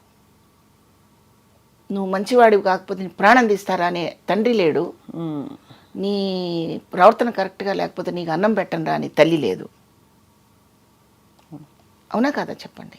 అంత పట్టించుకోవట్లేదు, అంత నిన్న నేనేదో షాపింగ్కి వెళ్ళానమ్మా, ఏదో కొనడానికి షాపింగ్కి వెళ్ళాను నిన్న సాయంత్రం. మొత్తం షాప్ అంతా తిరిగారు. 5 years బాబమ్మ వెళ్ళిపోతున్నారు బయటికి. వాడు ఏడ్ చేస్తున్నాడు. ఇంత షాప్ తిరిగారు ఏంటండి, మీకు డ్రెస్ దొరకలేదా, వెళ్ళిపోతున్నారు ఏంటి, వాడు ఎందుకు ఏడుస్తున్నాడంటే వాడికి నచ్చదండి, వాడికి నచ్చదు. 5 సంవత్సరాల పిల్లాడికి ఏంటమ్మా నచ్చదు? అదే కదా చెప్పండి. వాడికి నచ్చదండి, ఇంకో షాప్కి వెళ్దాం అన్నాడు, అందుకని ఇంకో షాప్కి తీసుకెళ్తున్నారు వాళ్ళు. నేనన్నాను, మీరు కొన్నది ఇవ్వడం నేర్పండి, వేసుకోవడం నేర్పండి అమ్మా. వాడికి ఏం తెలుస్తుంది 5 సంవత్సరాల పిల్లాడికి అంటే? లేదండి, రేపు బర్త్డే వాడిది, రేపు వేసుకోవడం చెప్తుంది తల్లి. అది గొప్పగా ఫీల్ అవుతున్నారు. అంటే అంత ఇండిపెండెన్స్ ఇవ్వడం. అది అలా చేయకండి. చాలా వరకు మార్పు వస్తుంది. కానీ మంచి చెడు చెప్పవలసిన బాధ్యత తల్లిదండ్రులదే. షార్ట్ కట్ మెథడ్స్ వెతుక్కుని ఇప్పటికి వాళ్ళ ఏడు పాపితే చాలు అని అప్పటికప్పుడు ఏదో వెతుక్కుంటే, షార్ట్ కట్ మెథడ్స్. అది ఏడిస్తే సెల్ ఫోను, ఏడిస్తే టీవీ, ఆ టీవీలో వాడు ఏది ఎంజాయ్ చేస్తున్నారో అది పెడతారు. మరి అప్పుడు వాడు ఎలా నేర్చుకుంటాడు చెప్పండి? ఇంట్లో ఒక వస్తువు పగలగొట్టాడు అనుకోండి, వాడిని బెదిరించాలి, భయపెట్టాలి, తప్పు అని చెప్పాలి. అలా చెప్పకుండా పోతే పోయిందిలే అని ఒకసారి అంటే వాడు ఇంక 4 పగలు కొడతాడు. నేను అనుకుంటున్నానమ్మా ఇలా అని. ఆ నేచర్ని బిల్డప్ చేసుకునేది అక్కడే. అవును, అంటే ఆ అశ్రద్ధ నుంచి ఇలా పిల్లలు ఇలా తయారవుతున్నారు, బాధ్యత రహితంగా, తెలియనితనంతో. తర్వాత వాడు ఏమవుతున్నాడు, వాడి మెంటల్ కండిషన్ సరిగా ఉండట్లేదు, మానసిక రుగ్మతలతోటి పెరుగుతాడు వాడు. ఎప్పుడు సెల్ ఫోను, ఈ పబ్జీలు, ఇంకేమిటో ఉంటాయి ఫోన్లో మొత్తం. ఇవి చూసుకుంటూ వాడి మనసు అమ్మని కూడా దుర్మార్గంగా చూసే పరిస్థితికి వస్తాడు వాడు. అమ్మ దగ్గర అలా ప్రవర్తించలేడు కాబట్టి అమ్మాయిలు వెంట పడతాడు, పసిపిల్లలను కూడా దుర్మార్గంగా చిదిమేస్తాడు.